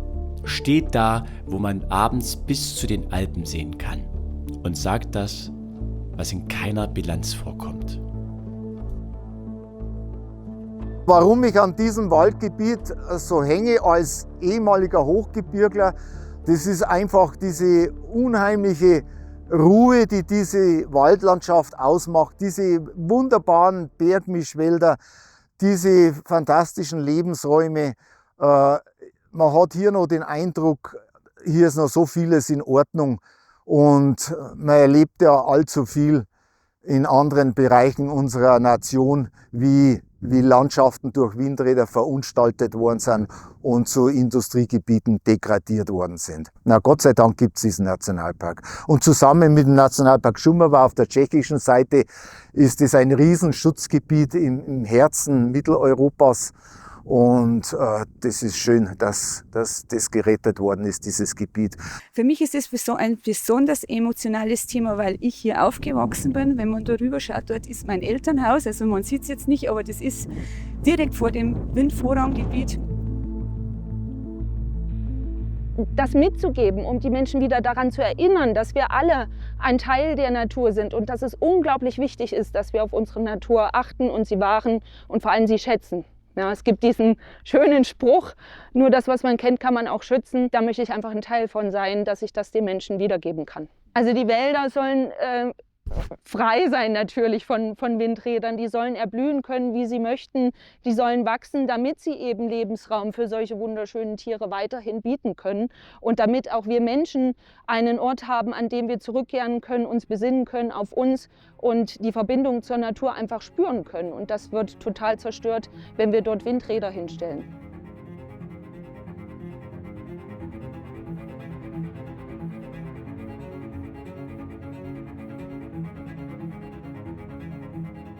Ja, ich meine, Detail ist natürlich klar, dass jeder erstmal für seinen Bereich schaut, ne? Aber ich denke, das Große und Ganze ist ja der Punkt, dass es uns ja alle betrifft. Also selbst wenn ich einen Windpark habe, der 100 oder 200 Kilometer entfernt ist und der Windrichtung kommt von dort oder ich habe einen Sturm, werden ja gerade die Teilchen überall hin verpustet. Also da kann ich ja nicht sagen, ich gucke jetzt nur auf meinen Fleck. So, und da fängt es ja schon an. Die Frage ist ja immer die Frage des Geldes. Also bei uns regelt alles die Wirtschaft und das Geld. Und in dem Fall werden auch die Argumente, die wir hier vorbringen, erst dann greifen, wenn entweder Schäden eingetreten sind, wo man wirklich nicht mehr weggucken kann. Ja, das wäre natürlich das Schlimmste, was passiert. Oder es wird halt wirtschaftlich sich einfach was ändern. Sei es, dass wir irgendeine neue Energieform finden, wo sich die Investoren drauf stürzen oder zum Beispiel, dass wir kein Geld mehr haben, um diese Subventionierung weiter zu betreiben. Da denke ich, ist das dann wie ein Warenausverkauf. Also diese Transferierung über Jahrhunderte, schon immer das Geld von unten nach oben, das findet halt jetzt auch gerade wieder im extremen Maße statt. Im Thüringer Landtag liegt eine Petition. Die Leute wollen, dass ihre Gemeinden selber entscheiden dürfen. Klingt einfach. Aber die Frage dahinter ist groß. Wer bestimmt eigentlich, was mit einer Landschaft passiert? Die Leute, die da leben, oder jemand in Berlin, der eine Zahl ausgerechnet hat? 2% der Fläche Deutschlands sollen für Windkraft ausgewiesen werden. Und wenn man das konsequent umsetzt, wird Deutschland nicht verspargelt. Es wird zum ersten Nagelbrett Europas. Systematisch, flächendeckend, per Gesetz. Es ist ja hier ein Gesetz beschlossen worden in dem Land, das heißt Windenergieflächenbedarfsgesetz. Und dieses beschreibt ja, dass viel Fläche des Landes für Windkraft gebraucht werden muss oder benutzt werden muss. Und dieses Gesetz, das ist die größte Demokratiegefährdung oder eine der größten Demokratiegefährdungen, die es gibt, weil, wenn daran festgehalten wird, es so viel Unfrieden im Land geben wird, der in den nächsten paar Jahren gar nicht wieder in die Friedfertigkeit kommen kann. Und deswegen sage ich hier ganz offen, dieses Gesetz darf, muss, sollte wieder abgeschafft werden, weil es niemandem wirklich dienlich ist.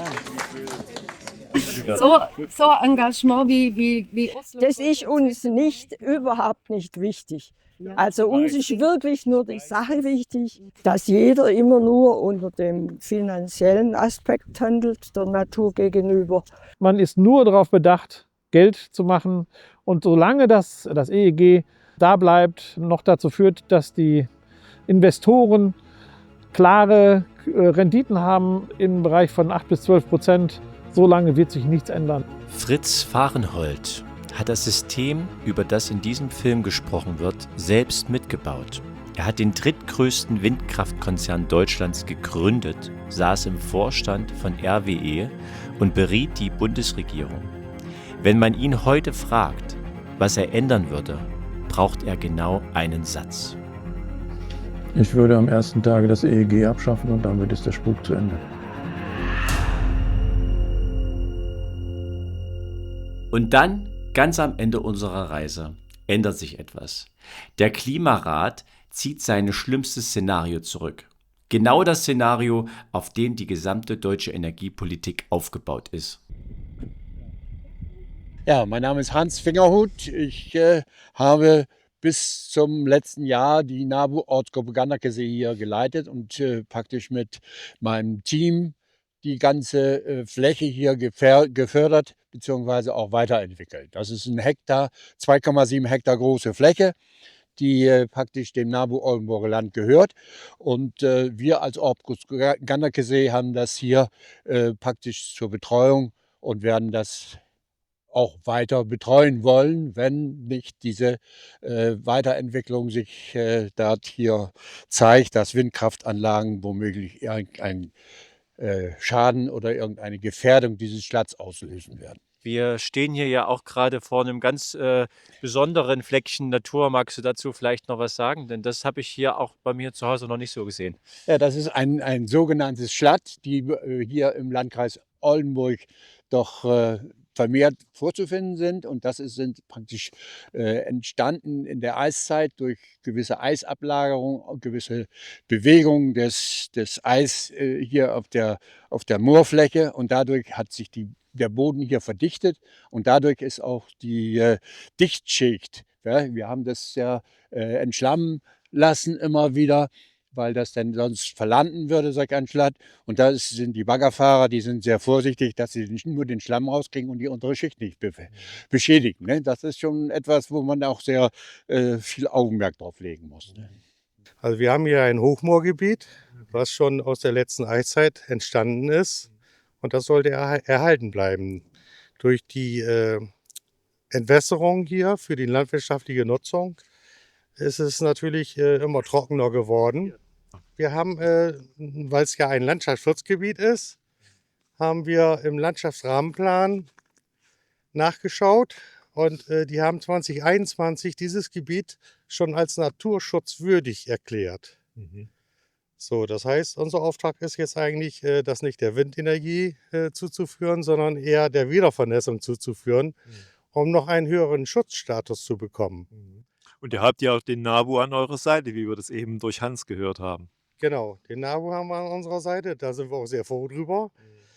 Am Anfang war das ein bisschen zäh, weil er sich so ein bisschen zurückgehalten hat. Wir haben jetzt bei dem Landkreis mit 29 Mitbeantrager einen Antrag gestellt. Also das Naturschutzwürdige soll aufgewertet werden zum Naturschutzgebiet. Und das sind ungefähr 43 Hektar hier, hier wo wir stehen, da am Schlatt, wo wir eben waren. Dann gibt es weitere Biotope, nicht? Die haben wir jetzt noch nicht aufgeführt, aber es gibt insgesamt hier 5 bis 6 Biotope. Und das ist so eine Vernetzung. Das ist ein Biotopenverbund, wo sich die Tiere natürlich auch bewegen. Nicht? Und das jetzt zu stören, wäre natürlich fatal. Ja, unser Zuhause ist der Wald. Ja? Und wir brauchen den. Die Häuser brauchen wir, damit wir nicht erfrieren und damit wir uns was zu essen kochen können. Aber zu Hause sind wir wirklich in der Natur. Und das, was wir an Kulturlandschaften bis jetzt haben, das noch zu verschlimmbessern, das halte ich für völlig überflüssig. Dass man Natur mal wieder zum Teil sich selbst überlässt oder die Landschaften so pflegt, dass eine Artenvielfalt wieder entsteht. Dass wir wieder mehr Arten in unser Leben holen, wieder der Natur mehr Raum geben, sich zu entfalten. Für uns und die Natur, sie sind die großen Retter auf der Couch-Tour. Für uns und die Natur, teilen Memes wie Medizin, aber rauchen dann nicht mal pur. Für uns und die Natur, sie sind groß im Internet, doch draußen wird es stumm und ich sag nur, für uns und die Natur.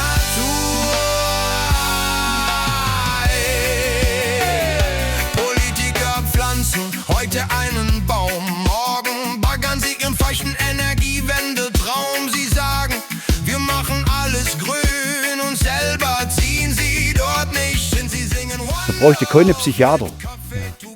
Wenn die Leute wüssten, was man in der Natur holen kann. Viele Leute wissen gar nicht, was sie haben, wenn sie in die Natur gehen. Die Ruhe, einfach mal eine halbe Stunde auf dem Baumstamm sitzen, die Vögel zuhören, wie sie zwitschern.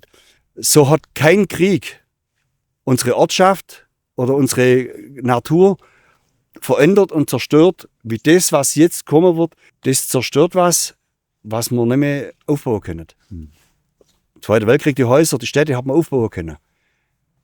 Aber das, was wir jetzt zerstören, unsere Natur, unsere Landschaft, das können wir nicht mehr aufbauen. Das ist weg.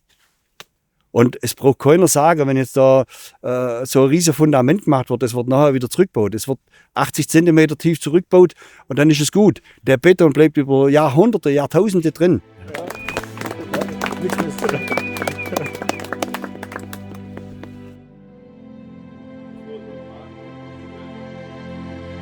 Also wir können ja so nicht weitermachen und diese immer mehr Windräder, das ist ja nicht dem geschuldet, dass es wirklich Klimaschutz ist, sondern das ist einfach wieder eine Lobby, eine Industrielobby, die dahinter steckt, aus meiner Sicht der Dinge. Und es ist natürlich klar, dass hier die Gemeinden und so weiter drauf anspringen, weil ihnen wird ja gesagt, hey, ihr bekommt so und so viel Geld. Mhm. Die Gemeinden sind alle klamm bei Kasse. Ja, ja. Es ist sozusagen eigentlich ja Aufgabe der Gemeinde, zu sehen, dass es der Gemeinde gut geht. Und dann sagen die Gemeindevertreter natürlich, aber wenn wir jetzt jährlich so viel Geld kriegen, das ist doch wunderbar. Ja, ja. Dann können wir uns doch dem nicht verwehren, bloß weil da 10 Windräder stehen. Das kann man nachvollziehen. Also aus meiner Sicht ist es eine ganz klare Sache, dass die Politik anders entscheiden muss. Mhm. Und dass die Landwirte mit den Windrädern Geld verdienen wollen, ist natürlich auch klar. Weil wenn das Gesetz das hergibt, dann sagen sie ja wunderbar, die Politik will das, richtig. Es soll gut fürs Klima sein, für die nächste Generation. Also wir machen doch alles richtig. Windkraft muss konzentriert werden in Gebieten, die als regelrechte Industriegebiete dort ausgewiesen werden, wo sie den geringstmöglichen Eingriff darstellen in das Lebens- und natürliche Umfeld. Ich denke mir, ein Ansatz könnte sein, dass man sagt, also erstmal entlang von schon bestehenden Trassen, Autobahnen, Bahnlinien, Hochspannungsleitungen, dass man sagt, entlang dieser Trassen bauen wir auch Windparks noch. Mhm. Weil das ist ein Gebiet, was schon gelitten hat, wenn man so will, was schon, dessen Charakter schon verändert ist. Mhm. Oder aber Gebiete, wo man sagt, die sind dünn besiedelt und landschaftlich von untergeordneter Bedeutung, was Naturschutz angeht, was Tourismus angeht. Klingt erstmal vernünftig. Windräder dahin, wo die Landschaft schon beschädigt ist. Aber es löst das eigentliche Problem nicht. Wie die Vermessung Deutschlands zeigt, gibt es auch keine Flächen, die dünn besiedelt sind und nicht ökologisch wertvoll. In Deutschland ist weniger als 1% der Fläche noch Wildnis und weniger als 12% wirklich naturnah.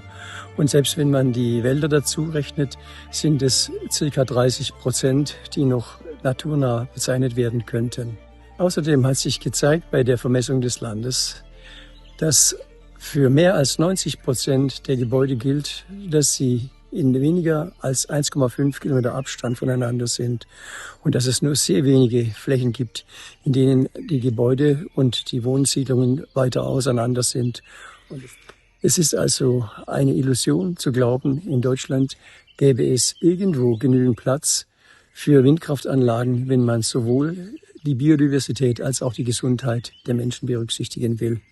Eine Untersuchung für das Umweltbundesamt hat schon vor Jahren gezeigt, dass wenn Abstände von 2 Kilometern eingehalten werden und die dann mit den für Windkraft tauglichen Flächen abgeglichen werden, dass bei 2 Kilometer Abstand der Windkraftausbau in Deutschland praktisch zum Erliegen kommen müsste. Zusammengefasst kann man sagen, Windkraft hat in Deutschland, wenn man auf Menschen und Natur Rücksicht nehmen will, einfach keinen Platz. Es ist auch deshalb kein Wunder, dass die Windkraftindustrie bereits Abstände von 1000 Meter als Vorschrift möglichst nicht akzeptieren will und verbissen bekämpft.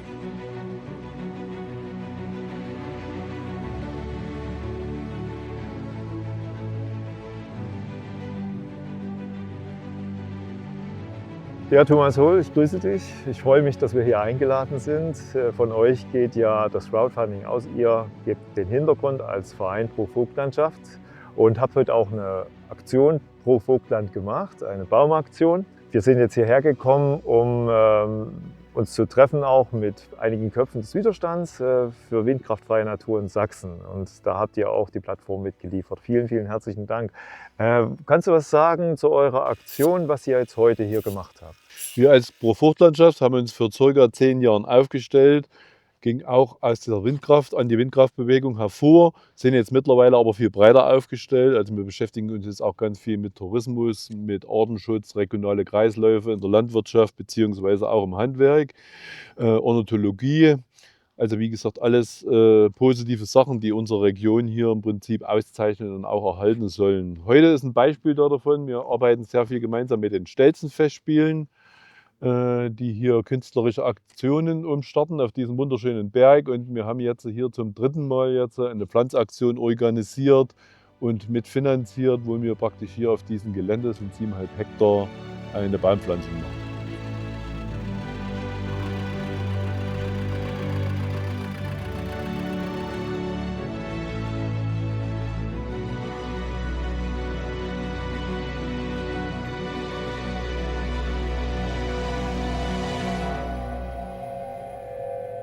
Eine wesentliche Forderung jetzt von mehreren Wissenschaftlern, unter anderem auch Professor Ken Metzen, eine sofortige Beseitigung der akustischen Wahrnehmungsschwelle für die Wirkung von Infraschall. Solange dies nicht geschieht, solange können Menschen kein Recht bekommen und Gerichte immer sagen werden, hier ist keine Grenze überschritten.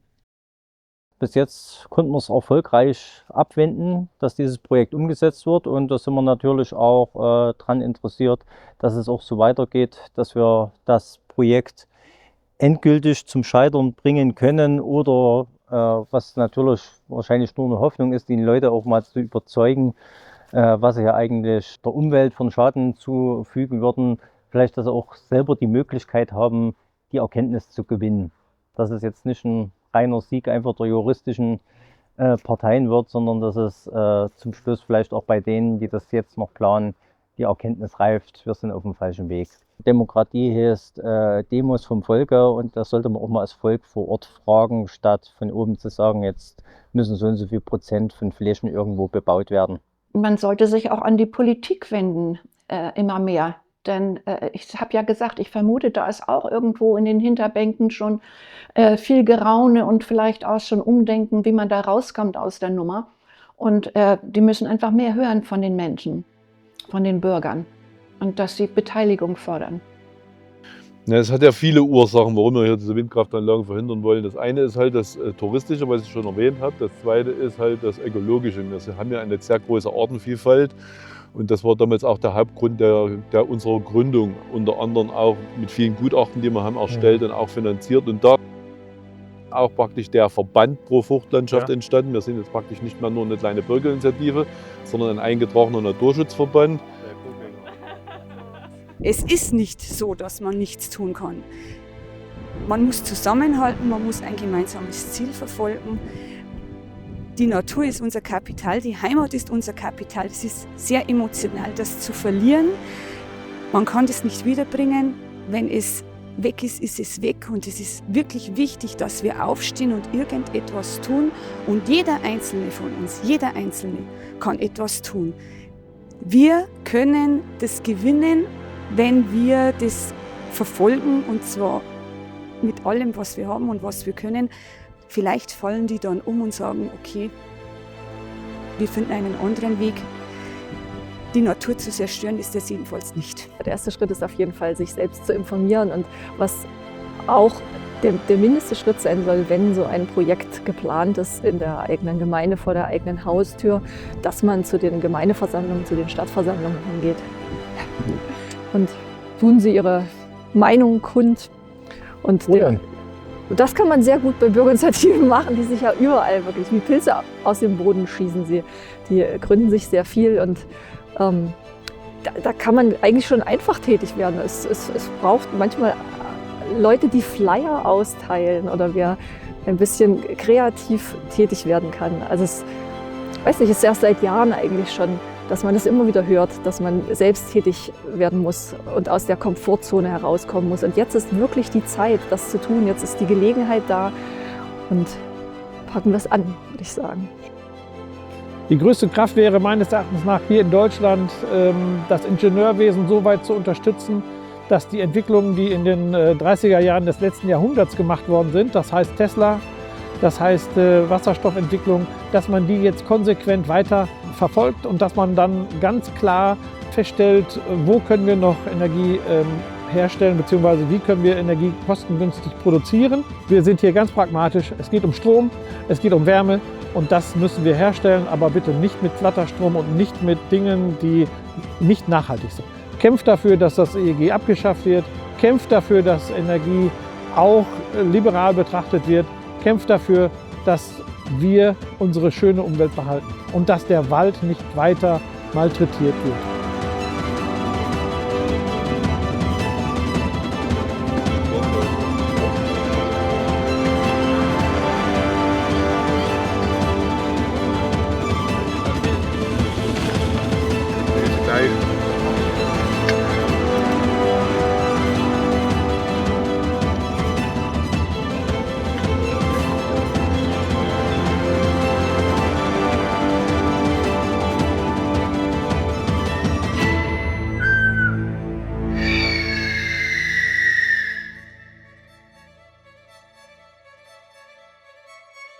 Für Schönfels, für uns und die Natur.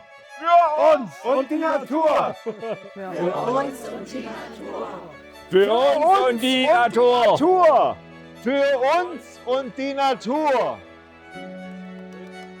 Ausgezeichnet. Wir waren lange unterwegs. 9 Bundesländer, Dutzende Gespräche. Keins davon gibt eine endgültige Antwort. Aber vielleicht ist die richtige Frage auch gar nicht, ob Windkraft gut oder schlecht ist. Vielleicht ist es die Frage, die jeder für sich beantworten muss. Was ist unsere Landschaft wert? Und wer darf darüber entscheiden?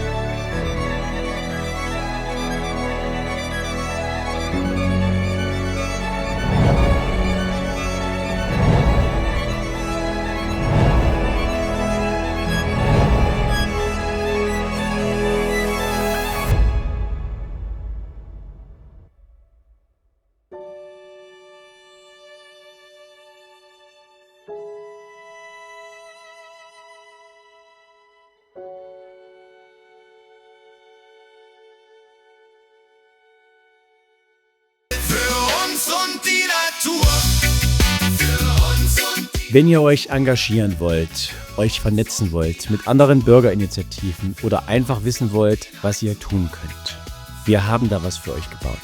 Die Plattform heißt Windige Zeiten.